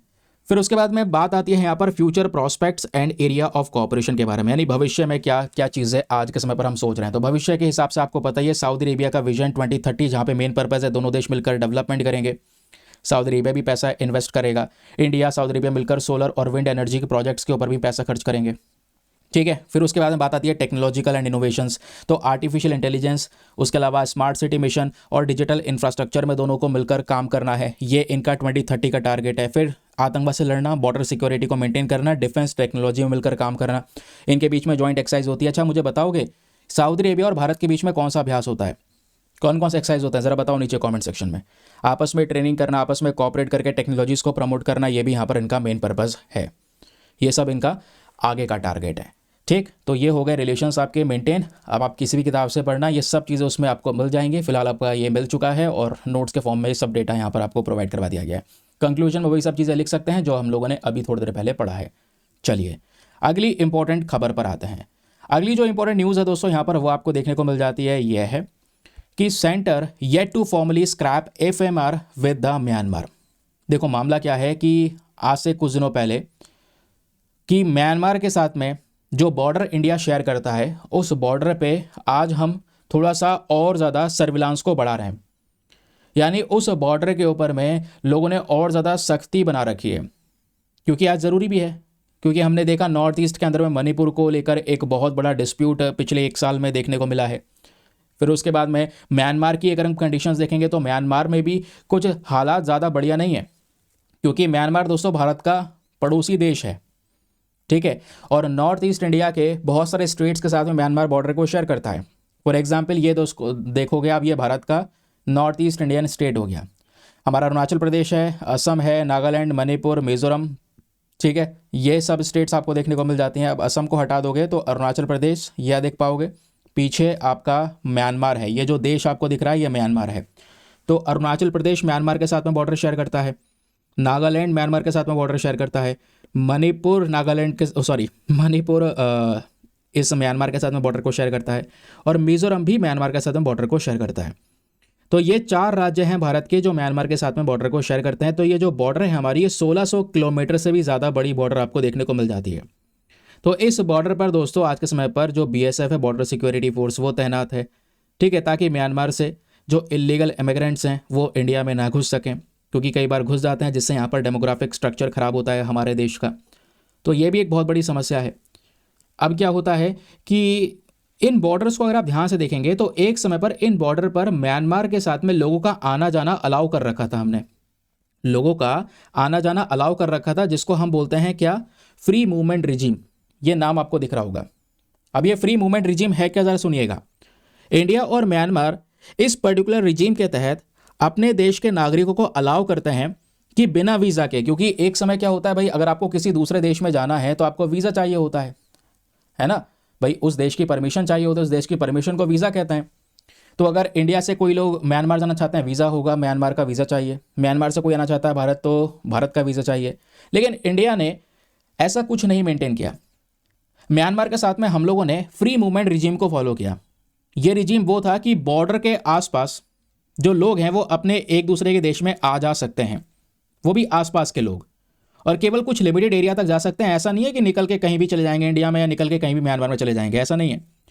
कुछ टेरिटरी तक यहाँ पर जा सकते हैं, एक लिमिटेशन बाउंड्री सेट की गई है। ठीक है, लेकिन उसके लिए आपको वीज़ा की ज़रूरत भी नहीं पड़ेगी, लेकिन आपको पास बनवाना पड़ेगा। तो ये जो रिजीम बनाया गया था ताकि म्यांमार और भारत के जो लोग हैं, पीपल टू पीपल रिलेशंस, उनको इंप्रूव किया जा सके। ठीक है, ये हमारा फ्री मूवमेंट रिजीम है। पहले थोड़ा सा फ्री मूवमेंट रिजीम के बारे में बेसिक डेटा बता रहा हूँ, उसको याद रखना, फिर आर्टिकल पे वापस चलेंगे। तो दोस्तों ये जो पर्टिकुलर रिजीम का कॉन्सेप्ट है, इसको ऑफिशियली साल 2018 में लेकर आया गया है ना। और आज अगर आप देखेंगे इस अरेंजमेंट के तहत जितने भी सिटीजन्स है, जो भी नागरिक है इंडिया का, कोई म्यांमार जाना चाहता है या म्यांमार को इंडिया आना चाहता है, तो वो आ जाता है और 16 किलोमीटर के दायरे तक वो रह सकता है। लेकिन उसके लिए उसको पास बनवाना पड़ेगा। पास के बिना काम नहीं होगा, पास चाहिए होता है। ठीक है, उस पास का एक लिमिट होता है कि हाँ 6 महीने तक है, उसको आगे एक्सटेंड करवा सकते हैं, लेकिन एक लिमिटेशन वगैरह होता है। यानी प्रॉपर मात्रा में कई सारी प्रकार की रिस्ट्रिक्शंस यहाँ पे लगी हुई हैं। लेकिन आर्टिकल में ये बोला जा रहा है कि अभी थोड़े दिनों पहले, यानी कि इसी साल फरवरी के महीने में, सरकार ने ये डिसाइड किया कि हम इस फ्री मूवमेंट रिजीम के कॉन्सेप्ट को ख़त्म करने वाले हैं। अब यहाँ पे बॉर्डर पर इस तरीके से आना जाना बंद हो जाएगा, अलाउ नहीं करेंगे हम। तो इसको बंद करने की बात की, इसको स्क्रैप करने की बात की, बट न्यूज़ यहाँ पर यह बता रही है कि भाई स्क्रैपिंग का प्रोसेस पे आज तक कोई ज़्यादा चीज़ें या ज़्यादा डिस्कशंस हुए नहीं हैं। बातचीत लंबे समय से हुई है, लेकिन कोई भी ज़्यादा इसके ऊपर में कह सकते हैं इम्प्लीमेंटेशन नहीं हुआ है, और अभी तक यहाँ पर ये फ्री मूवमेंट रिजीम चल रहा है जैसे तैसे। सही है। तो ये बोला जा रहा है फॉर्मल तरीके से अभी तक स्क्रैप नहीं किया है, तो स्क्रैप करने की ज़रूरत है। स्क्रैप कीजिए, तभी बॉर्डर्स के ऊपर में शांति बना के रख सकेंगे, क्योंकि ये गाइडलाइंस टाइट होंगी, तभी यहाँ पे लोगों का जो मूवमेंट है इसको रेगुलेट किया जा सकेगा। अदरवाइज लोग इधर से उधर जाते रहेंगे आराम से, कोई भी रोकने टोकने वाला है नहीं। समझ रहे हैं। तो आपसे एग्जाम में क्वेश्चन बन जाए कि बताइए इंडिया म्यांमार के बीच में जो फ्री मूवमेंट रिजीम है, ठीक है, ज़रा इसको लेकर कुछ डिटेल डिस्कस कीजिए। तो पहले यहाँ पर आपने क्या लिखने होंगे, उसके बारे में इंट्रोडक्शन देना होगा। फिर उसके बाद में यहाँ पर आपको थोड़े फीचर्स एक्सप्लेन करने होंगे कि भारत म्यांमार के बीच में जो एफएमआर है उसके फीचर्स क्या हैं। पहला फीचर क्या है, वीज़ा फ्री मूवमेंट। जितने भी यहाँ पर हमारे नागरिक हैं वो वीज़ा फ्री जा सकते हैं एक दूसरे के देश के अंदर में, लेकिन कुछ एरिया तक, कुछ स्पेसिफिक डिस्ट्रिक्ट तक यहाँ पर जा पाएंगे, उससे आगे नहीं जा पाएंगे। लगभग कितना, 16 किलोमीटर के दायरे तक यहाँ पर जा सकते हैं। इंडिया का व्यक्ति म्यांमार में एंटर करेगा, म्यांमार में 16 किलोमीटर के दायरे तक जा सकेगा। म्यांमार का व्यक्ति यहाँ पर इंडिया में एंटर करेगा, इंडिया में 16 किलोमीटर के दायरे तक जा सकेगा, बस। उससे आगे यहाँ पर अलाउ नहीं किया गया था, लेकिन अब इसको भी हटाने की बात यहाँ पर हो रही है। ठीक है, अगर आपको 16 किलोमीटर के आगे जाना है तो उसके लिए परमिशन चाहिए और वैलिड वीज़ा चाहिए होता है। लेकिन फ्री मूवमेंट के रिजीम के तहत थोड़े एरिया के लिए आपको वीज़ा की रिक्वायरमेंट नहीं है, लेकिन उससे आगे जाओगे तो वीज़ा यानी उस देश की परमिशन चाहिए होगी। ठीक है, अब इसके लिए जैसे मैंने आपको बताया बॉर्डर एरिया पास बनवाना पड़ता है। ये जो पास है 6 महीने तक वैलिड रहता है, लेकिन आगे चाहे इसको बढ़वाना तो आगे इसको आप एक्सटेंड भी कर सकते हैं। अब इसमें एक और फीचर होता है, ये क्या है, हम चाहते हैं कि भाई दोनों देशों के जो लोग हैं, पीपल टू पीपल रिलेशन है, उनको मजबूत रखा जा सके, है ना। बॉर्डर के ऊपर में जो कह सकते हैं कि जो ये फ्री मूवमेंट रिजीम है, इसका ये मतलब होता है कि हम दोनों देशों की सरकारें मिलकर काम कर रही हैं, दोनों देशों की सरकारों ने बॉर्डर पर टाइट सर्विलांस कर रखा है, इलीगल एक्टिविटीज़ को रोका जा सकेगा। लेकिन ऐसा होता नहीं है, लीगल एक्टिविटीज़ बढ़ती भी हैं इस फ्री मूवमेंट रिजीम की वजह से। तो फ्री मूवमेंट रिजीम के इंपॉर्टेंट फीचर्स क्या हैं वो तो आपको समझ में आ गया ना, एफएमआर एग्जैक्टली क्या है। फिर उसके बाद में दोस्तों आप ये भी देखेगा इंडिया और म्यांमार का जो एफएमआर है इसका इंपॉर्टेंस क्या है, इसका महत्व क्या था, क्योंकि अभी हम बात कर रहे हैं कि भाई ये खत्म कर देना चाहिए, इसको स्क्रैप करना है, ये ऑलरेडी अनाउंसमेंट हो चुका है। तो अगर फ्री मूवमेंट रिजीम खत्म हो जाएगा तो जो 16 किलोमीटर तक बिना वीज़ा के अलाउ करते हैं हम म्यांमार के लोगों को और म्यांमार हमारे लोगों को, वो भी यहाँ पर बंद हो जाएगा। ठीक है, तो फ्री मूवमेंट रिजीम के अपने आप में फ़ायदे थे। जैसे पहला फ़ायदा था पीपल टू पीपल रिलेशंस मजबूत हो जाते हैं, जैसे मैंने आपको बताया दोनों देशों के बीच में ट्रस्ट कोऑपरेशन बढ़ता है, लोगों के रिलेशंस मजबूत होते हैं। लेकिन साथ ही साथ में यहाँ पर आप देख पाओगे तो कुछ समस्याएं भी यहाँ पर आती हैं। ठीक है, अब यहाँ पे जो ये बॉर्डर है वो मैं आपको बता ही चुका हूँ कि भाई ये वाला बॉर्डर आप देख लेना, ये हमारे भारत के 4 राज्य हैं जो म्यांमार के साथ में बॉर्डर को शेयर करते हैं। भारत म्यांमार की जो बॉर्डर है वो 1643 किलोमीटर की बॉर्डर देखने को मिल जाती है दोनों देशों के बीच की। क्लियर। अब दोस्तों इसका इंपॉर्टेंस ये भी है कि भाई जैसे अगर ये रिजीम चलता रहता तो उससे व्यापार बढ़ जाता है, बहुत सारे जो प्रोडक्ट्स हैं वो हम एक दूसरे को एक्सपोर्ट इंपोर्ट करते हैं, मतलब खरीदारी बेचना चलता रहता है, क्योंकि लोग आ जाते हैं इंडिया में, इंडिया के लोग वहाँ चले जाते हैं, है ना। तो इस रास्ते के तहत एक इंपॉर्टेंट रोल प्ले होता है, ऑब्वियस ही बात है। और इसका सबसे बड़ा रोल ये होता है कि हमारे म्यांमार के साथ में कनेक्शंस इंप्रूव होते हैं, तो म्यांमार के थ्रू हम पूरे साउथ ईस्ट एशिया से जुड़ सकते हैं। ठीक है, क्योंकि यानी फ्री मूवमेंट रिजीम का एक सबसे बड़ा कह सकते हैं फ़ायदा क्या है कि म्यांमार के साथ में लोगों के साथ संबंध अच्छे होंगे तो इससे दोस्तों म्यांमार के थ्रू हम आगे कनेक्ट हो पाएंगे, क्योंकि भारत की एक्ट ईस्ट पॉलिसी के बारे में आपको पता होगा।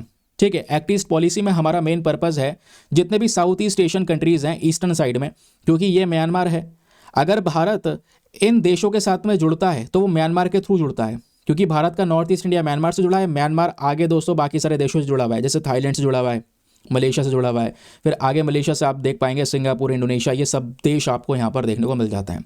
तो इस केस में भी म्यांमार बॉर्डर पर अगर हमारे साथ में रिलेशंस मेंटेन करेगा तो ये ज़रूरी है, यहाँ पर भी हमें हेल्प कर सकता है। लेकिन अब ये भी बोला जा रहा है कि हम आखिरकार इसको स्क्रैप क्यों कर रहे हैं, क्योंकि आर्टिकल भी ये बोला रहा है कि हम यहाँ पर फ्री मूवमेंट रिजीम को हटा रहे हैं।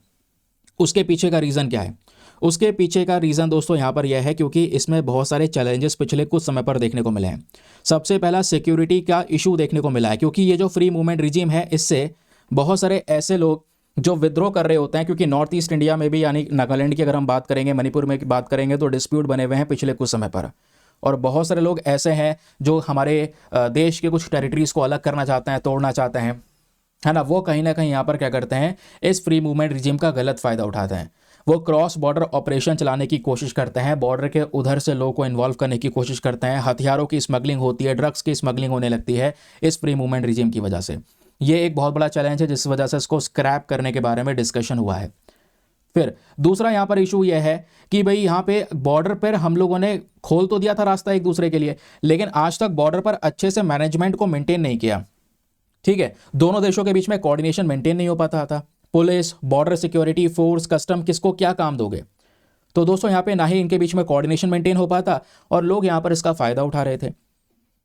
फिर तीसरी सबसे बड़ी समस्या म्यांमार का जो रोहिंग्या रेफ्यूजी क्राइसिस है। ठीक है, म्यांमार में जो रोहिंग्या कम्युनिटी है दोस्तों, इनको निकाला गया था एक समय पर, तो वो रेफ्यूजी क्राइसिस आज के समय पर बड़े लेवल पर है और ये हमारे लिए प्रॉब्लम क्रिएट कर सकता है क्योंकि रोहिंग्या बहुत सारे आपको देखने को मिलेंगे इंडिया में भी आज इलीगल तरीके से प्रेजेंट है।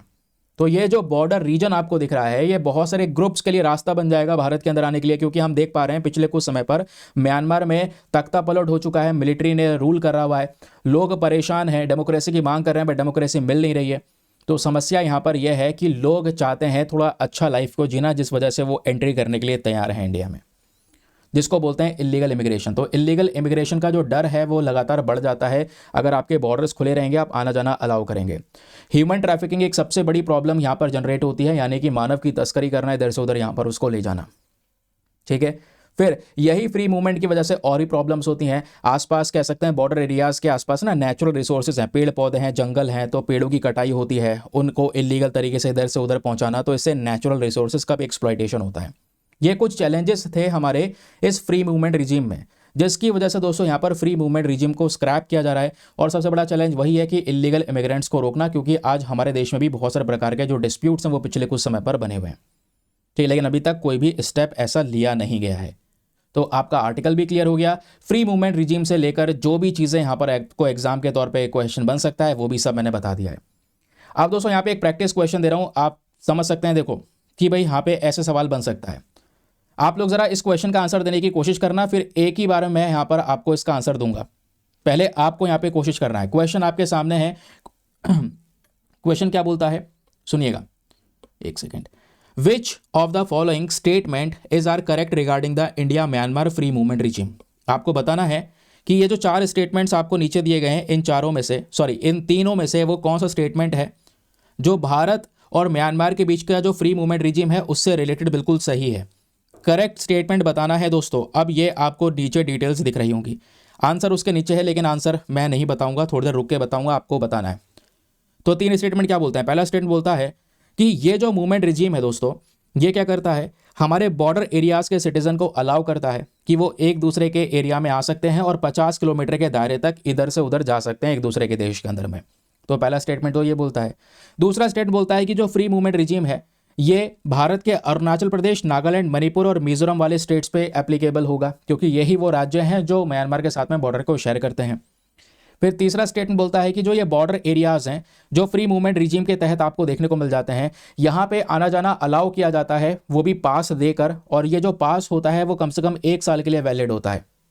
तो बताइए तीनों में से कौन सा स्टेटमेंट सही है। ऑप्शन नंबर है 1 and 2 only, B 2 only, C 2 and 3 only, या फिर डी तीनों के तीनों सही हैं। जल्दी दो इसका आंसर, वीडियो यहीं पे पॉज कर दो, इसका आंसर फटाफट नीचे कमेंट सेक्शन में दो। चलो मैं इसका आंसर अब आपको बता रहा हूँ। ठीक है, लिख दिया आंसर, नहीं लिखा है तो फिर बोल रहा हूँ वीडियो को पॉज करो, क्योंकि अब आंसर बता रहा हूँ मैं इसका क्या होना चाहिए। तो इसका आंसर है दोस्तों ऑप्शन नंबर बी, आपका 2 ओनली, ये इसका करेक्ट आंसर है। यानी दूसरा वाला स्टेटमेंट सही है बट पहला और तीसरा गलत है। ये सही बात भी है, क्योंकि भाई अभी तो हमने पढ़ा फ्री मूवमेंट रिजीम है क्या, दोनों देशों में एक दूसरे की टेरिटरी में आना जाना अलाउ होता है, लेकिन 50 किलोमीटर नहीं, ओनली 16 किलोमीटर। फिर उसको कम ज़्यादा यहाँ पे बीच में किया भी गया था। तो पहला स्टेटमेंट तो हो गया गलत, लेकिन दूसरा सही है, क्योंकि म्यांमार के साथ में हाँ ये 4 राज्य जो बॉर्डर शेयर करते हैं, तो ये जब फ्री मूवमेंट रिजीम एप्लीकेबल होगा, अप्लाई होगा, तो इन्हीं 4 राज्यों में तो होगा, और किस में होगा, यहाँ पे एक छोटा सा लॉजिक लग जाएगा। फिर नेक्स्ट स्टेटमेंट बोलता है कि जो ये बॉर्डर एरियाज़ हैं इस रिजीम के तहत जब आप एंट्री करते हैं तो आपको पास चाहिए होता है, और जो ये पास होता है ये 1 साल के लिए वैलिड होता है। 1 साल के लिए नहीं दोस्तों, यहाँ पर ये 6 मंथ्स के लिए वैलिड होता है, बस खाली इसको आप एक्सटेंड कर सकते हैं आगे। तो इस वजह से थर्ड वाला गलत है, फर्स्ट वाला गलत है, बट सेकंड वाला सही है। That is why option number B 2 only is the correct answer. तो इस तरीके से क्वेश्चन यहाँ पे बन सकता है। चलिए अगली इंपॉर्टेंट आर्टिकल पर आते हैं। अगला इंपॉर्टेंट आर्टिकल यहाँ पे बात करता है स्वामित्व स्कीम के बारे में। अब ये स्कीम जो है हमारे न्यूज़पेपर में प्रेजेंट है, इस वजह से डिस्कस कर रहे हैं, नहीं तो फिर क्यों डिस्कस करते यार। है ना। ये 2 आर्टिकल्स आपके समाप्त हो गए। ऊपर स्पेस साइंस एंड टेक का आर्टिकल स्पैडेक्स वाला समाप्त हो गया। अब एक आर्टिकल दोस्तों यहाँ पर आपके सामने ये प्रेजेंट है। ये बात करता है प्रधानमंत्री नरेंद्र मोदी जी आज के समय पर डिस्ट्रीब्यूट कर रहे हैं 58 lakh property cards to provide record of rights. देखिए, लोगों को उनकी प्रॉपर्टी का जो कह सकते हैं कि प्रॉपर्टी का जो कोई सबूत या प्रूफ किसी के पास में जो होता है, वो होता है प्रॉपर्टी को लेकर सारा डेटा कि भाई वही व्यक्ति उस प्रॉपर्टी का ओनर है। तो यहाँ पर प्रधानमंत्री नरेंद्र मोदी काफ़ी सारे लोगों को ये प्रॉपर्टी कार्ड्स डिस्ट्रीब्यूट करेंगे। लगभग 58 लोगों को 58 लाख प्रॉपर्टी कार्ड डिस्ट्रीब्यूट करने वाले हैं, जिसको हम as a record of rights देखेंगे कि हाँ भाई उस जमीन पे उसी व्यक्ति का अधिकार है जिस व्यक्ति के नाम पे उस प्रॉपर्टी का कार्ड बना है। ठीक है, उस प्रॉपर्टी कार्ड का फायदा उस व्यक्ति को बहुत ज्यादा मिलेगा। वो लोन्स वगैरह भी ले सकता है बैंक से उसी प्रॉपर्टी कार्ड का इस्तेमाल करके। बताऊंगा मैं आपको, डोंट वरी। लेकिन पहले ये सुनिएगा ये सब हो कैसे रहा है। ये सब दोस्तों इस स्कीम के तहत हो रहा है जिसका नाम है स्वामित्व स्कीम। स्वामित्व स्कीम बहुत पुरानी स्कीम है, बहुत पहले लॉन्च कर चुके हैं। इस स्कीम के अंदर मेन पर्पस यहाँ पर यह है कि स्पेशली गांव के अंदर आप देख पाते होंगे जो ज़मीनें होती हैं, वो ज़मीन किसकी है। कई बार क्या होता है कि वो कहता है नहीं मेरी ज़मीन है, मेरी ज़मीन है, आपस में झड़प रहती है, पता नहीं चलता। तो हम क्या करेंगे, आप चीज़ों को आइडेंटिफाई करेंगे। आइडेंटिफाई करने के बाद में हर एक व्यक्ति जो भी ओनर है उस प्रॉपर्टी का, उसके कार्ड्स बना के दिए जाएंगे, जिसको बोला गया प्रॉपर्टी कार्ड। और ऐसे लगभग 50,000 गाँव को हम कवर करने वाले हैं 12 स्टेट्स के अंदर में। ठीक है, और यहाँ पे ध्यान में रखिएगा ये सब पंचायती राज मिनिस्ट्री के अंदर में करने वाले हैं। और ऐसे जो कार्ड्स प्रोवाइड करवाए जाएंगे, इससे लोगों के पास में एक प्रूफ होगा कि भाई ये प्रॉपर्टी मेरी है। ये स्कीम ऑलरेडी 2020 में लॉन्च की गई थी। बस मेन पर्पस यही है कि लोगों को राइट देना, लोगों को अधिकार देना कि हाँ भाई वो उसकी प्रॉपर्टी है, कोई किसी उसके साथ में कोई कॉन्फ्लिक्ट या कोई छेड़छाड़ ना हो आगे भविष्य के अंदर में। तो इस प्रकार से कार्ड्स प्रोवाइड करवाने की बात हो रही है। और कार्ड्स कैसे प्रोवाइड करवाएंगे, प्रॉपर सर्वे करके, ड्रोन के थ्रू सर्वे वगैरह करके यहाँ पर सारा काम होने वाला है। तो एग्जामिनेशन के पॉइंट ऑफ व्यू से दोस्तों यहाँ पे ये जो स्वामित्व स्कीम है ये सुपर इंपॉर्टेंट होने वाली है। अच्छे से सुनिएगा, फिर अब एक क्वेश्चन भी दूंगा मैं आपको, वो प्रीलिम्स के क्वेश्चन अटेम्प्ट कीजिएगा। तो ये स्कीम क्या है, चलिए फिर स्टार्ट करते हैं समझना। स्वामित्व स्कीम की अपने आप में एक फुल फॉर्म है। फुल फॉर्म क्या है, survey of village and mapping with the improvised technology in village areas. गाँव वाले क्षेत्रों में सर्वे करना और उस पूरे एरिया की मैपिंग करना टेक्नोलॉजी का यूज़ करके। टेक्नोलॉजी में आपके ड्रोन की टेक्नोलॉजी हो गई, जीपीएस टेक्नोलॉजी हो गई, है ना। इन सब चीज़ों का इस्तेमाल करके हम सर्वे करते हैं उस पर्टिकुलर लैंड का। ये यहाँ पे दोस्तों स्वामित्व स्कीम के तहत पूरा कॉन्सेप्ट इंट्रोड्यूस किया गया। ये कब लाई गई थी, ये स्कीम को दोस्तों भारत सरकार 2020 में लेकर आया था। और ध्यान में रखिएगा स्वामित्व स्कीम कौन से मंत्रालय के अंडर में आता है, वेरी इंपॉर्टेंट, क्योंकि एग्जाम में यहाँ से क्वेश्चन बनेगा। जब भी स्कीम के थ्रू क्वेश्चन बनते हैं तो ज़्यादातर यही पूछा जाता है वो कौन से मंत्रालय के अंडर में आता है। तो मिनिस्ट्री ऑफ पंचायती राज के अंदर में दोस्तों आपकी स्वामित्व स्कीम आती है। इसका बस खाली मेन पर्पस यही है कि लोगों की जो प्रॉपर्टी राइट्स हैं उसको यहाँ पर मजबूत करना। गांव वाले क्षेत्रों में गवर्नेंस और ज़्यादा बढ़ेगा, यहाँ पे हम टेक्नोलॉजी का उपयोग करेंगे, है ना। तो इसके ढेर सारे ऑब्जेक्टिव्स निकल कर आते हैं। अब सर ये ढेर सारे ऑब्जेक्टिव्स क्या निकल कर आते हैं, चलिए वो मैं आपको बताता हूँ। स्वामित्व स्कीम का उद्देश्य क्या है, सबसे पहला उद्देश्य यहाँ पर इसका यही है कि टेक्नोलॉजी के थ्रू डिजिटल मैपिंग करना। इस स्कीम का मेन पर्पस क्या है, टेक्नोलॉजी लेकर आना, उससे डिजिटल मैपिंग करना, स्पेशली गांव वाले क्षेत्रों की प्रॉपर्टी को लेकर सारा डेटा अपने पास में रिकॉर्ड रखना और किस किस के प्रॉपर्टी है उसको उसके प्रॉपर्टी कार्ड्स प्रोवाइड करवाना, जिससे आगे भविष्य में किसी प्रॉपर्टी को लेकर कोई डिस्प्यूट क्रिएट नहीं होगा। ठीक है, फिर उसके अलावा यहाँ पे एक लीगल ओनरशिप राइट्स भी दिया जाएगा कि भाई यहाँ पे इस प्रॉपर्टी का वो व्यक्ति हकदार है, तो लीगल ओनरशिप राइट मिल जाएगा उस व्यक्ति को जिसकी प्रॉपर्टी है। आगे कोई भविष्य में अगेन कोई प्रॉब्लम क्रिएट नहीं होगी, लैंड को लेकर कोई डिस्प्यूट नहीं होंगे, आगे ऐसे ज़मीन को लेकर विवाद जो है वो बहुत ज़्यादा कम हो जाएंगे। क्योंकि पता है भैया हमें गवर्नमेंट की साइड से प्रॉपर्टी कार्ड मिला है, पहले गवर्नमेंट की साइड से प्रॉपर्टी कार्ड नहीं मिल रहा था। ठीक है, अब इस कार्ड का सबसे बड़ा फायदा क्या होगा, कई बार दोस्तों आपके पास में ज़मीन होती है उसके बावजूद भी बैंक लोन नहीं दे पाती, ट्रस्ट नहीं कर पाती, या पेपर्स के ऊपर में बहुत सारे इश्यूज़ देखने को मिलते हैं। तो यहाँ पे क्या है कि ये जो प्रॉपर्टी कार्ड है ये आपको हेल्प करेगा फाइनेंशियल सर्विसेज को गेन करने में। यानी इस प्रॉपर्टी कार्ड से सबसे बड़ा फायदा क्या होगा, आप ये प्रॉपर्टी कार्ड्स बैंक को देकर बैंक को एज अ कोलेटरल दे सकते हैं। क्योंकि बैंक से जब आप लोन लेने जाते हैं तो बैंक को कुछ देना पड़ेगा ना, कुछ गिरवी रखना पड़ेगा तभी बैंक लोन देगा, ऐसा तो देगा नहीं। तो आप अपने इस प्रॉपर्टी कार्ड को दे सकते हैं बैंक को एज अ कोलेटरल, गिरवी रख सकते हैं और उसके बदले में बैंक आपको अच्छा लोन दे देगा। तो ये प्रॉपर्टी कार्ड का एक सबसे बड़ा इंपॉर्टेंस होने वाला है। इससे जो रूरल गवर्नेंस है दोस्तों, गांव के क्षेत्रों का यहाँ पर जो स्ट्रक्चर है वो इंप्रूव हो पाएगा, क्लियर मैपिंग हो पाएगी, हर एक व्यक्ति का डेटा उसमें स्टोर होगा, ओनरशिप डेटा होगा, जिससे हमारे गांव के क्षेत्रों की प्लानिंग प्रॉपर तरीके से हो पाएगी, ज़मीन को लेकर कोई विवाद यहाँ पर नहीं होने वाला। ठीक है, अब बात आती है कि आखिरकार यहाँ पे स्वामित्व स्कीम के की फीचर्स क्या होंगे, है ना, इसके फायदे क्या हो सकते हैं। ये तो हमने ऑब्जेक्टिव डिस्कस किए हैं, ऑब्जेक्टिव्स अलग है, उद्देश्य अलग है, इसके फीचर्स क्या हैं ज़रा ये भी सुनिएगा। इसका पहला फीचर यही है कि हम इसमें क्या क्या इस्तेमाल करेंगे, ड्रोन बेस्ड एरियल सर्वे करने वाले हैं, यानी ड्रोन से यहाँ पे सर्वे किया जाएगा, एडवांस मैपिंग की जाएगी और जो जोग्राफिकल इंफॉर्मेशन सिस्टम है उसका यूज़ करेंगे, है ना, जीपीएस सिस्टम का, सैटेलाइट का हम लोग यहाँ पर यूज़ करने वाले हैं, ताकि जितना भी गांव का क्षेत्र है उसको, उसका जो ज़मीन है उसको एक्यूरेट बेसिस पे यहाँ पे तैयार कर सकें। ये आप देखेंगे, इसके लिए यहाँ पे सर्वे होगा, स्टेशन सेटअप किए जाएंगे, है ना, ग्राम सभा को ऑर्गेनाइज़ किया जाएगा, फिर उसके बाद में इस तरीके से कह सकते हैं पाउडर से मार्क वगैरह किया जाएगा किसकी ज़मीन कितनी है, कंट्रोल पॉइंट्स बनाए जाएंगे, ड्रोन से सर्वे होगा, डेटा को निकाला जाएगा, है ना, फिर मैप जनरेट होंगे, फिर उसके यहाँ पे बाद कार्ड वगैरह तैयार करके दिया जाएगा कि भाई यह है आपका प्रॉपर्टी कार्ड और अब आपकी प्रॉपर्टी को लेकर कोई विवाद भविष्य में नहीं होगा, आपके पास में ये अपनी प्रॉपर्टी को लेकर राइट है। ये इसके फीचर्स हैं दोस्तों। इसको 2 फेज में हम इंप्लीमेंट कर रहे हैं, फेज़ 1 एंड फेज़ 2। फेज़ 1 जो है यह है पायलट फेज। ये जो स्कीम है दोस्तों ये सबसे पहली बार कुछ राज्यों में लेकर आई गई, स्पेशली उत्तर प्रदेश, हरियाणा, महाराष्ट्र, मध्य प्रदेश और कर्नाटका में इंट्रोड्यूस की गई। इन राज्यों के अंदर लगभग 6000 गाँवों को स्टार्टिंग में कवर किया गया। ठीक है, फिर उसके बाद अगर आप देखेंगे फेज़ 2 में हम ज़्यादा से ज़्यादा गाँव को कवर करने की कोशिश कर रहे हैं, क्योंकि गवर्नमेंट का एक एम्बिशियस प्लान है। गवर्नमेंट ये चाहती है कि भारत के अंदर 2025 तक हर एक गांव में इस तरीके से यहाँ पे दोस्तों हम ये जो पर्टिकुलर सिस्टम है या ये जो कार्ड इंप्लीमेंटेशन प्रोग्राम है, स्वामित्व स्कीम है, इसको इंप्लीमेंट कर सकें, क्योंकि इसके बेनिफिट्स बहुत सारे हैं। इससे रूरल पॉपुलेशन में ताकत आएगी, उनको सशक्त किया जाएगा, रूरल इकोनॉमी को बूस्ट कर सकते हैं, क्योंकि लोग यहाँ पे लोन ले पाएंगे, लोन लेके यहाँ पे बिजनेस वगैरह कर सकते हैं उससे, तो ऑब्वियस सी बात है उस क्षेत्र की इकोनॉमी यहाँ पर इंप्रूव होती हुई नजर आएगी, गवर्नेंस इंप्रूव हो जाएगा, इंफ्रास्ट्रक्चर की प्लानिंग हम अच्छे से कर सकते हैं, गवर्नमेंट को पता है किसकी ज़मीन कितनी है, कहाँ पर किसके पास में है, तो बेसिकली यहाँ पर उसके हिसाब से कोई इंफ्रास्ट्रक्चर प्रोजेक्ट लगाना है तो वो लगा सकते हैं।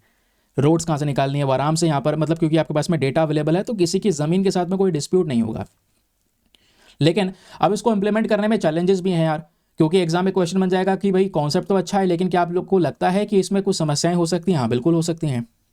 समस्याएं क्या है भाई? टेक्नोलॉजी का जो हम यहाँ पे उपयोग कर रहे हैं, टेक्निकल एक्सपर्टी बहुत ज़्यादा चाहिए, डेटा का एक्यूरेसी यहाँ पर चाहिए होगा, और स्पेशली अभी ना जैसे ही आपको पता है तो इसके लिए अप्लाई करना है तो बहुत सारे लोग ऐसे जिनको यहाँ पे जानकारी नहीं है इस स्कीम के बेनिफिट्स के बारे में कि भाई इस स्कीम के फ़ायदे क्या होंगे, इसलिए यहाँ पे लोग नज़रअंदाज कर देते हैं, है ना, तो उनको पता नहीं है। तो एक ये भी ऑब्वियस सी बात है, एक कह सकते हैं चैलेंज ही है। फिर एक और चैलेंज आता है प्राइवेसी का, क्योंकि बहुत सारा डेटा यहाँ पे इकट्ठा होगा। भाई प्रॉपर्टी रिकॉर्ड्स को आप डिजिटाइज कर रहे हैं तो आपको सेंसिटिव डेटा कलेक्ट करना ही नहीं करना है, बिल्कुल करना है। तो इससे प्राइवेसी को लेकर बहुत बड़ा इशू आता है, डेटा सिक्योरिटी को लेकर यहाँ पर चिंताएं प्रकट होती हुई नजर आएंगी। एक इंडिविजुअल के जो डेटा है उसको इकट्ठा किया जाएगा तो उसके राइट्स, उसके जो डेटा है उसका मिसयूज़ ना हो, या उसके ज़मीन की जो इन्फॉर्मेशन उसका गलत उपयोग ना हो, ये भी एक चिंता बनी रहेगी, ये एक समस्या है। फिर क्योंकि ये जो स्कीम है दोस्तों ये अकेले तो यहाँ पे गवर्नमेंट इंप्लीमेंट नहीं करेगी, इस स्कीम में हमें सेंट्रल गवर्नमेंट की आवश्यकता है, स्टेट गवर्नमेंट की, लोकल बॉडीज़ की और टेक्नोलॉजिकल सर्विस प्रोवाइडर्स की भी ज़रूरत है। ये सब आपस में मिलकर कोऑर्डिनेट करके यहाँ पर इस स्कीम को इंप्लीमेंट करेंगे। लेकिन क्या होता है, आप देखते होंगे कई सारे प्रोग्राम्स या कई सारे प्रोजेक्ट्स इसीलिए यहाँ पर देरी से चल रहे होते हैं क्योंकि इनके आपस के बीच में कोऑर्डिनेशन मेंटेन नहीं रहता, स्टेट गवर्नमेंट सेंट्रल गवर्नमेंट के बीच में कोऑर्डिनेशन मेंटेन नहीं रहता, तो अगर मेल मिलाप नहीं है तो सही से काम भी नहीं चल पाएगा। ये एक बहुत बड़ी समस्या हमको देखने को मिलती है। नाउ अब मैं दोस्तों यहाँ पे आपको प्रैक्टिस क्वेश्चन दे रहा हूँ, कुछ क्वेश्चन यहाँ पर इसका आंसर लिखिएगा नीचे कमेंट सेक्शन में, से आंसर लिखे हुए हैं, मतलब मैं आपको बता रहा हूँ कि हाँ क्वेश्चन बना तो किस तरीके से बन सकता है। आपके सामने एक प्रश्न है कि which ministry is responsible for the implementation of स्वामित्व स्कीम, वो कौन सा मंत्रालय है इन चारों में से जो कि स्वामित्व स्कीम को लागू करता है? तो वो कौन सा मंत्रालय दोस्तों? वो है ऑप्शन नंबर सी आपका correct answer, this is ministry of Panchayati Raj. ये यहाँ पर आपके स्वामित्व स्कीम को लागू करता है। वेरी इंपॉर्टेंट क्वेश्चन, ऐसे क्वेश्चंस बन जाते हैं। अब चलिए इस वाले क्वेश्चन का आंसर आप लोग दीजिएगा, इसके नीचे जो यहाँ पर सेकंड प्रश्न है इसका आंसर आप लोग दीजिएगा। ये क्वेश्चन आपके सामने दिख रहा होगा, मैं आंसर थोड़ा सा छुपाने की कोशिश कर रहा हूँ, इस वजह से धीरे धीरे यहाँ पर स्क्रॉल कर रहा हूँ। चलिए कंप्लीट क्वेश्चन आपके सामने है। क्वेश्चन बोलता है कि जो स्वामित्व स्कीम है दोस्तों, इसके रेफरेंस में आपके पास में ये 3 स्टेटमेंट है, 1, 2 एंड 3। बताना है तीनों में से कौन सा स्टेटमेंट सही है। पहला स्टेटमेंट बोलता है कि स्वामित्व स्कीम को इंप्लीमेंट किया गया है मिनिस्ट्री ऑफ रूरल डेवलपमेंट के माध्यम से, ताकि शहरों के अंदर में प्रॉपर तरीके से लोगों को उनके लैंड टाइटल्स मिल जाएं।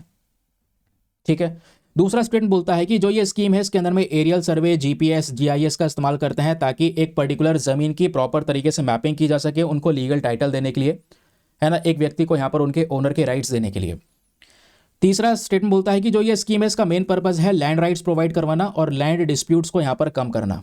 ठीक है, जितने भी ज़मीन को लेकर हक है वो लोगों को देना, उससे संबंधित विवाद कम करना, स्पेशली रूरल एरियाज़ में, गाँव वाले क्षेत्रों में। तो बताइए तीनों में से कौन कौन से स्टेटमेंट्स हैं ये regarding Swamitva scheme? Option number A 1 only, B 2 and 3 only, C 1 and 3 only, या फिर डी तीनों के तीनों सही है? फटाफट यहाँ पर नीचे कमेंट सेक्शन में आंसर लिखो, जल्दी लिखो। चलो मैं इसका आंसर आपको बता रहा हूँ, इसलिए बोल रहा हूँ लिख दो। वीडियो पॉज किया, कर लिया ना? चलो लिख दिया आंसर। चलिए मैं आपको इसका आंसर बताता हूँ। इसका आंसर है option number B 2 and 3 only. Second और थर्ड स्टेटमेंट सही है, क्योंकि सिंपल सी बात है यार, ऊपर वाले क्वेश्चन से ही आप इस आंसर को सॉल्व कर सकते हैं। ऊपर वाले क्वेश्चन में आपसे पूछा गया था कि वो कौन सा मंत्रालय है जो कि स्वामित्व स्कीम को इंप्लीमेंट करता है, वो मिनिस्ट्री ऑफ पंचायती राज है। जबकि नीचे वाले क्वेश्चन को देखोगे दोस्तों तो नीचे वाले क्वेश्चन में ये बोला गया है कि पहला स्टेटमेंट ये बोलता है कि ये scheme ministry of rural development के थ्रू इंप्लीमेंट की जाती है। नहीं, मिनिस्ट्री ऑफ रूरल डेवलपमेंट क्यों इंप्लीमेंट करेगा, जब अभी बता चुका हूँ कि पंचायती राज इसको इंप्लीमेंट करेगा। तो आपका यहाँ पर पहला स्टेटमेंट गलत है, बट दूसरा वाला और तीसरा वाला स्टेटमेंट यहाँ पर आपका सही है। That is why option number B 2 and 3 is the correct answer. ठीक, चलिए आगे आते हैं अगले इंपॉर्टेंट न्यूज़ पर। अगली खबर भी बहुत ही ज़्यादा ज़बरदस्त, बहुत ही ज़्यादा शानदार, बहुत ही ज़्यादा काम की। ठीक है, अब यहाँ से दोस्तों आपके लिए मेंस का क्वेश्चन भी बन सकता है, प्रीलिम्स का भी बन सकता है। मैं दोनों ही एस्पेक्ट आपको बताता हुआ चलूंगा। क्वेश्चन आपके सामने, सॉरी आर्टिकल आपके सामने क्या है जरा सुनिएगा। We want to be among the top 5 marine nations by the 2047। ये बेसिकली यहाँ पर हमारे जो मिनिस्टर हैं उनका कहना है। ये इंटरव्यू यहाँ पर आपको देखने को मिल जाएगा, ठीक है, जो हमारे शिपिंग मिनिस्टर हैं उनका, और इन्होंने यहाँ पर इन चीज़ों को मेंशन किया है और ये बोलते हैं कि भारत आने वाले समय पर 2047 तक हम चाहते हैं कि जो टॉप 5 मैरीटाइम नेशंस हैं, ऐसे 5 देश जो समुद्र के स्तर पे काफ़ी ज़्यादा बड़े लेवल पर काम कर रहे हैं, हर एक फैसिलिटी है, यानी कि उनके पास में बंदरगाह अच्छे हैं, समुद्र के ज़रिए बहुत सारा सामान को इंपोर्ट एक्सपोर्ट करते हैं। इंपोर्ट एक्सपोर्ट तब कर पाएंगे जब उनके बंदरगाह पे, उनके पोर्ट्स के ऊपर में कार्गो को रखने की कैपेबिलिटी होगी। तो कार्गो की कैपेबिलिटी कितनी है, कितने पोर्ट्स हमारे पास में है ना, या जो ऐसे जहाज़ होते हैं जिसमें हम घूम सकते हैं, लोग टूर बनाने के लिए जाते हैं जिसको बोलते हैं क्रूज़, तो वो वाली कैपेसिटी भारत में कैसी है। तो जो भी स्थिति है हमें बस खाली इंप्रूव करना है, और इसके लिए हमारे पास में ढेरों एक्ट्स आपको देखने को मिल जाएंगे। वेरियस एक्ट्स के नाम यहाँ पर जो है हमारे मिनिस्टर ने लिए हैं। सभी एक्ट्स में आपको बताऊंगा, डोंट वरी। ये जो आर्टिकल आपको दिख रहा है ना, ये फैला हुआ सा, इसको समेटो, इसको ऑर्गेनाइज करो और एक तरीके से लिखने की कोशिश करो, क्योंकि अब जब ये पढ़ लिया है तो उसको ऑर्गेनाइज करना भी तो जरूरी है ना, कि हाँ भाई क्या चीज़ इंपॉर्टेंट है क्या नहीं है। ये सब कुछ तो इंपॉर्टेंट होगा नहीं, है ना। तो अब इस आर्टिकल को ऑर्गेनाइज करने का तरीका मैं आपको बताता हूँ। ये आपने न्यूज़ देख लिया है कि हाँ भाई क्या क्या चीज़ें हो रही हैं, क्योंकि अभी हम ना एक नया म्यूजियम तैयार कर रहे हैं, अपना मैरीटाइम म्यूजियम। और जो लोथल गुजरात के अंदर मैरीटाइम म्यूजियम तैयार हो रहा है, ये सितंबर 2025 तक तैयार होगा, नेक्स्ट ईयर तक। ठीक है, ये जो म्यूजियम है दोस्तों, ये भारत के लिए ज़रूरी है, क्योंकि हम जब इस म्यूजियम की बात करते हैं तो यहाँ पे हमको ये दिखाया जाएगा, क्योंकि म्यूजियम में क्या होता है, म्यूजियम में स्पेशली आपको वो सब चीज़ें देखने को मिल जाती हैं कि भाई इतिहास कैसे रहा है हमारे पर्टिकुलर कंट्री का। तो ये मैरीटाइम म्यूजियम है, तो स्पेशली यहाँ पर भारत में समुद्र के रास्ते व्यापार कैसे कैसे शुरू हुआ, कैसे कैसे हमने शिप बिल्डिंग का काम शुरू किया, वो सब आपको इस मैरीटाइम म्यूजियम में दिखाया जाएगा। तो ये मैरीटाइम म्यूजियम के बारे में ध्यान में रखिएगा, गुजरात में तैयार हो रहा है, सितंबर 2025 तक रेडी होगा। तो इस वजह से भी यहाँ पर राइटर बात करते हैं कि भाई हम लोग दुनिया में टॉप 5 मैरीटाइम नेशंस में आना चाहते हैं आने वाले समय पर। चलिए ज़रा अब मैं आपको थोड़ा सा बेसिक डेटा बताता हूँ, क्योंकि एग्जाम में जो हेल्प करेगा वो ये है दोस्तों आपके सामने इंपॉर्टेंट डेटा, मैरीटाइम विजन 2047, और हाल ही में जो भी हम लोगों ने काम किया, रीसेंट डेवलपमेंट्स हुई हैं, वो क्या क्या हुई हैं ज़रा वो भी समझ लेते हैं। इंडिया का मेन पर्पज़ क्या है, दुनिया में एक बड़ा लीडर बनकर आना 2047 तक। और इसके लिए जो हमारा union ministry of for shipping and ports है, ये मिनिस्टर कौन है, जिनका नाम है सर्बानंदा सोनोवाल, जिनका फोटो मैंने भी आपको दिखाया था। इन्होंने ये बोला है कि हमारा देश 2047 तक 5 मैरीटाइम नेशंस में आना चाहता है, और हम चाहते हैं कि इसको अचीव कर सकें। ये कैसे अचीव होगा, जब हम अपने देश का कार्गो ऑपरेशंस इंप्रूव करेंगे, अपने देश में जो बंदरगाह जहाँ से व्यापार हो रहा है समुद्र के रास्ते, उन बंदरगाह को इंप्रूव करेंगे, अपने देश में लॉजिस्टिक्स मैनेजमेंट को इंप्रूव करेंगे। और लॉजिस्टिक्स मैनेजमेंट में नो डाउट इंडिया ने इंप्रूवमेंट किया है। अब इंप्रूवमेंट कितना क्या है ज़रा ये सुनिएगा। देखो ये बहुत इंपॉर्टेंट है। अब जैसे 2023 का डेटा है, 2024 का जो लॉजिस्टिक मैनेजमेंट का डेटा है वो अगले साल आएगा 2025 लगने के बाद। तो अभी दुनिया भर में अगर आप देखोगे दोस्तों, जो world banks logistics performance index होता है 2023 का, 2023 वाले इंडेक्स में इंडिया की रैंक इंप्रूव हुई है। एक समय पर इंडिया की रैंक 54 हुआ करती थी, लेकिन 2023 में इस इंडेक्स में भारत की रैंक 38 है, तो इंप्रूवमेंट हुआ है। लेकिन ये इंडेक्स है किस चीज़ का, ये क्या होता है लॉजिस्टिक मैनेजमेंट? लॉजिस्टिक मैनेजमेंट दोस्तों एक पर्टिकुलर कंट्री में जो सामान है वो बनकर उसका सप्लाई वगैरह कैसे हुआ है और अंत में यूज़र तक वो कितने दिनों में पहुंच गया, समझ रहे हैं? तो लॉजिस्टिक मैनेजमेंट में पूरा एक चेन आता है। जैसे रॉ मटेरियल की सप्लाई हुई, मैन्युफैक्चरिंग हुई, उसके बाद में आपने डिस्ट्रीब्यूशन किया, उसके बाद होलसेलर तक पहुंचा, फिर रिटेलर तक पहुंचा, फिर एंड में कंज्यूमर तक पहुंचा वो सामान। कंज्यूमर तक सामान पहुंचने में कितना समय लग गया? अगर बहुत ज़्यादा समय लग रहा है मतलब आपका लॉजिस्टिक मैनेजमेंट खराब है ना? कोई इशू आ रहा है, रोड्स खराब हैं इस वजह से देरी हो गई, या कोई और समस्या हो गई उस वजह से देरी हो गई, डॉक्यूमेंटेशन बहुत ज़्यादा है इसलिए देरी हो गई, तो ये प्रॉब्लम्स क्रिएट होंगी। सामान बनकर तुरंत जितना जल्दी इंसान के पास पहुंच जाएगा, यानी आपका लॉजिस्टिक मैनेजमेंट बहुत ज़्यादा बेहतर है। ठीक है, तो इंडिया का इंप्रूवमेंट हुआ, एक समय पर 54 पे थे, आज हम 38 में आ चुके हैं इस पर्टिकुलर इंडेक्स में, ध्यान में रखिएगा। तो जो कि हमको दिखाता है कि हाँ, हमारे मैरीटाइम सेक्टर में ढेर सारी इफेक्टिवनेस हम लोगों ने पिछले कुछ समय पर देखी है। फिर बात आती है port and cargo handling efficiency की। देखिए ये भी एक बहुत इंपॉर्टेंट रोल है कि इंडिया ने धीरे धीरे करके अपने कंटेनर की कैपेसिटी को इंप्रूव किया है। हमारे मतलब जो बंदरगाह हैं, है ना, वो बंदरगाह कितने कार्गो, कितने कंटेनर को मेंटेन कर सकते हैं, क्योंकि कंटेनर में ही सामान रख के व्यापार होता है, तो उसकी कैपेसिटी कितनी है। तो पहले हमारी कैपेसिटी बहुत ज़्यादा ख़राब थी, अब हमने उसको इंप्रूव कर दिया है। जो पोर्ट के ऑपरेशन है दोस्तों कंटेनर के साथ में, वो अब समय भी कम लगता है हमें और ज़्यादा बेटर तरीके से परफॉर्म कर पाते हैं। ठीक है, फिर उसके अलावा मैरीटाइम इंफ्रास्ट्रक्चर में जो इन्वेस्टमेंट है वो इंडिया का बड़ा है, क्योंकि मैरीटाइम विजन 2047 दोस्तों अगर आप देखो, क्योंकि 2047 तक आप समुद्र के स्तर में एक बड़ा कंट्री बनना चाहते हैं, तो इसके लिए आपको ढेरों इन्वेस्टमेंट करना होगा। और इस प्लान जो आपने सोचा है, इस प्लान को अचीव करने के लिए लगभग 80 लाख करोड़ रुपीस का इन्वेस्टमेंट चाहिए होगा आने वाले 25 सालों के लिए, तब यहाँ पे आप अपने इन सेक्टर्स को डेवलप कर पाओगे। ये 80 लाख करोड़ रुपए खर्च करोगे, जिससे नए नए पोर्ट बनाए जाएंगे। ग्रीन पोर्ट मतलब नए पोर्ट्स बनाने हैं, शिप बिल्डिंग करनी है, जहाज बनाने हैं, अपने बंदरगाह को मॉडर्नाइज करना है, कोई शिप पुराने उसको रिसाइकिल करना है।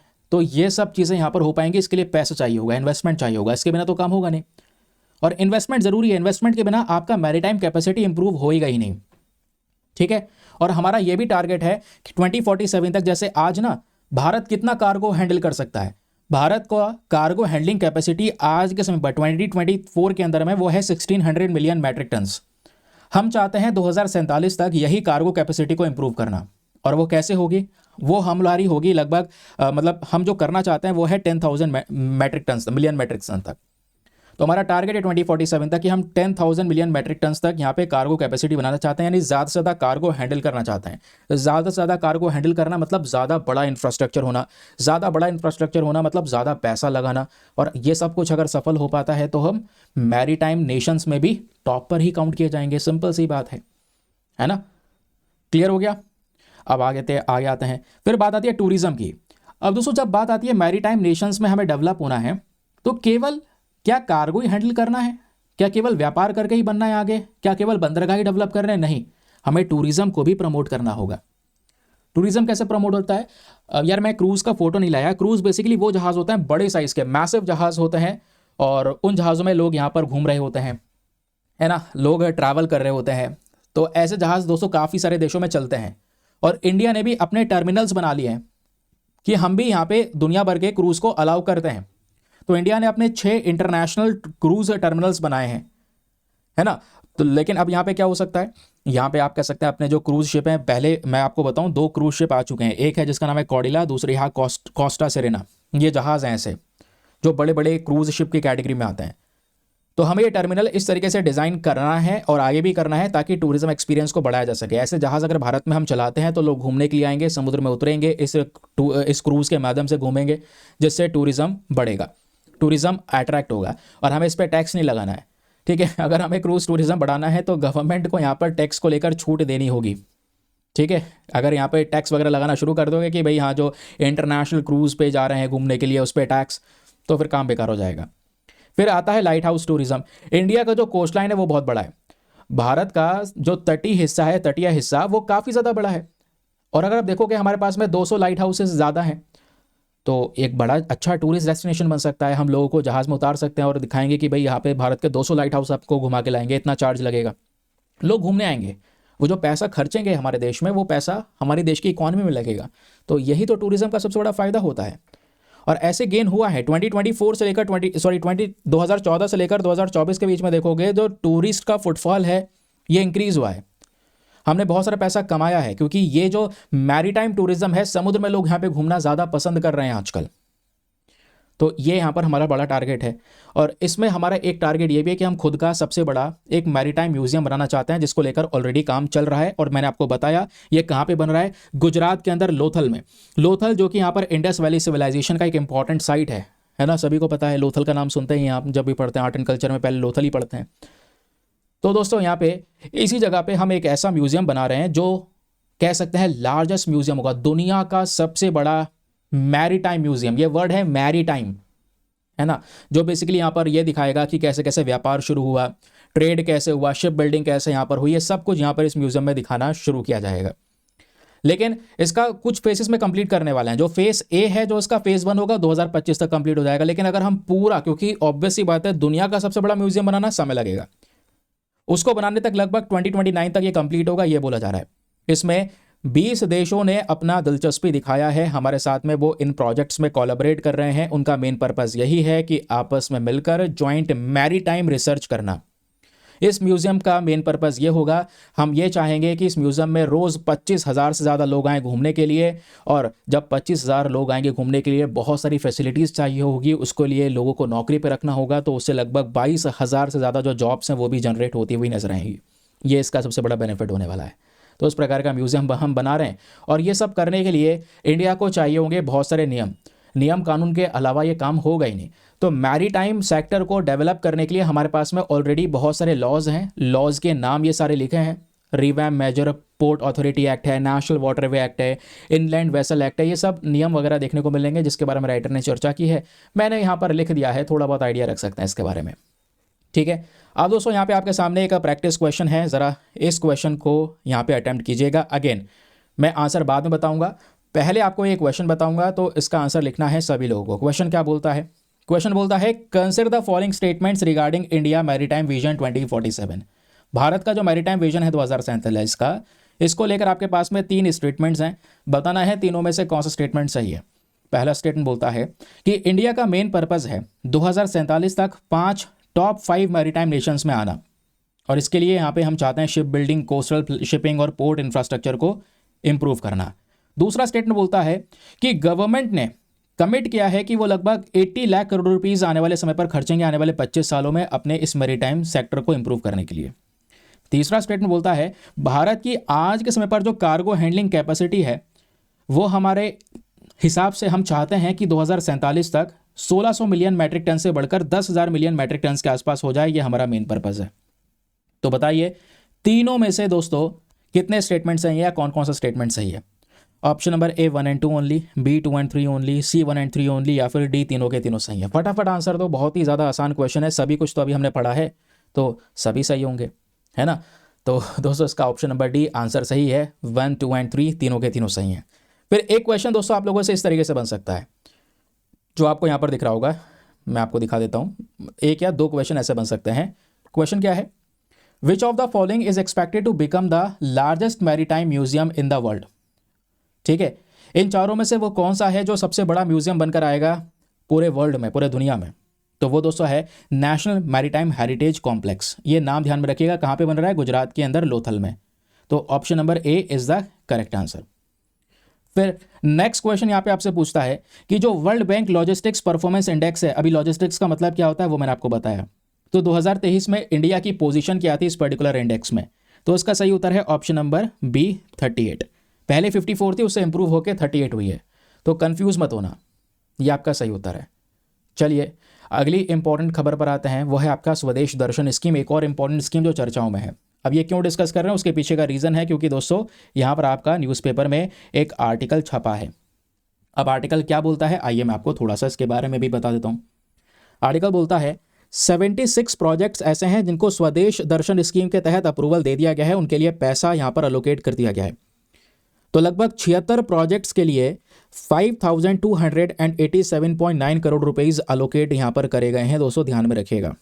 और ये बोला जा रहा है कि ये जो पैसा दिया गया था इन 76 प्रोजेक्ट के लिए, इनमें से जो 75 प्रोजेक्ट्स हैं वो फिजिकली कंप्लीट भी कर लिए गए हैं, है ना। ये इन्फॉर्मेशन हमारी टूरिज्म मिनिस्ट्री ने दी है, क्योंकि ये जो स्वदेश दर्शन स्कीम है ये टूरिज्म मिनिस्ट्री के अंदर में ही आती है।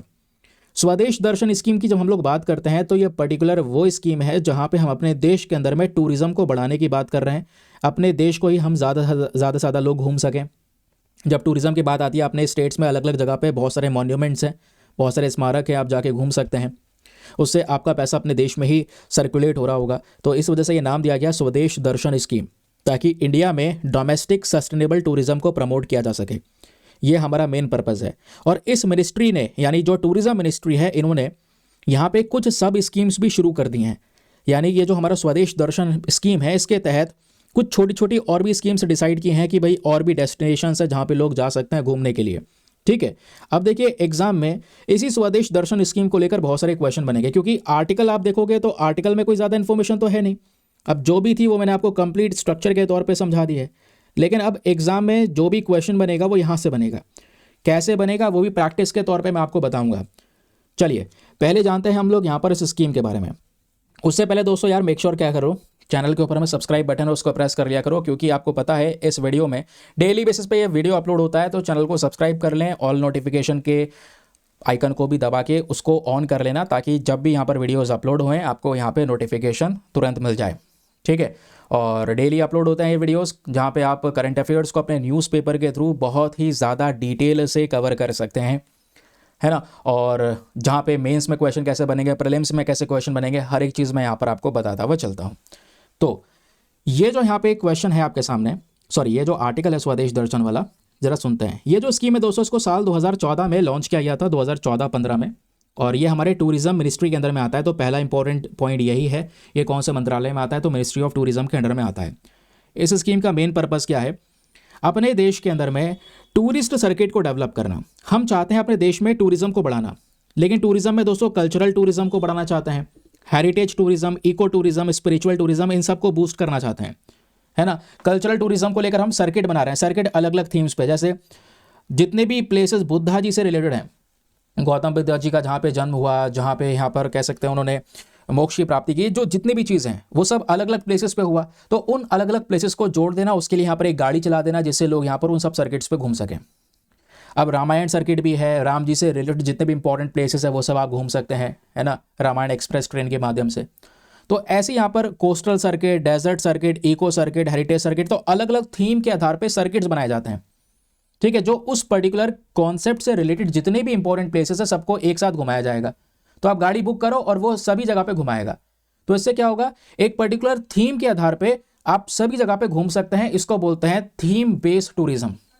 और ये जो स्वदेश दर्शन स्कीम है वह उसको प्रमोट करता है। इसमें cultural, heritage, eco tourism, spiritual tourism सभी के ऊपर में हमने एक स्पेशल फोकस किया हुआ है।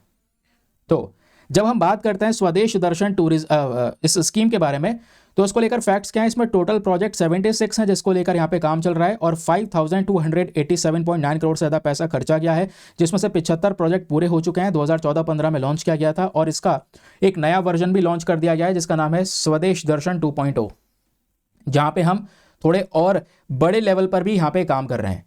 यहाँ पे हमारा मेन पर्पस है इको टूरिज्म को प्रमोट करना, है ना, जो एनवायरमेंट से रिलेटेड टूरिज्म है, नेचर की प्रोटेक्शन के ऊपर फोकस करना, हेरिटेज टूरिज्म को प्रमोट करना, जितने भी धरोहर है वहाँ पे घुमाना, कल्चरल टूरिज्म प्रमोट करना, ये सब मेन पर्पस यहाँ पे स्वदेश 2.0 के तहत भी आपको देखने को मिलेगा। तो स्वदेश 2.0 के तहत जो नंबर ऑफ प्रोजेक्ट्स पे काम हो रहा है दोस्तों वो 34 प्रोजेक्ट है, और इस पर जो पैसा खर्चा जा रहा है वो 793 करोड़ रुपीज़ खर्चा जा रहा है, ताकि इन एरियाज़ को इस तरीके से डेवलप किया जा सके ताकि लोग यहाँ पे घूमने आ सके। इसके तहत ही छोटी छोटी और भी स्कीम्स चलाई जा रही हैं, लेकिन इन स्कीम्स का मेन पर्पस क्या है, इनका ऑब्जेक्टिव क्या है, क्वेश्चन बन जाता है।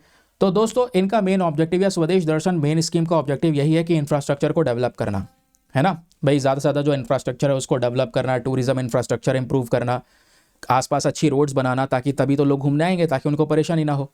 फिर इस तरीके से टूरिज्म को सस्टेनेबल बनाना, लोगों का एंगेजमेंट बढ़ाना, है ना, बहुत सारी नौकरियां जनरेट करना, ये सब मेन पर्पज़ है। तो इसका इंपॉर्टेंस क्या होगा, इसका इंपॉर्टेंस यही होगा भाई, देश में टूरिज्म बढ़ेगा तो हमारे देश की इकॉनमी के लिए ही अच्छा है, क्योंकि देश में जितना टूरिज्म बढ़ेगा, लोग जाएंगे एरिया में घूमने के लिए, पैसा खर्चेंगे, तो देश वो जो पैसा हमारी जीडीपी में कंट्रीब्यूट करेगा, है ना, ओवरऑल इकोनॉमी में कंट्रीब्यूट करेगा।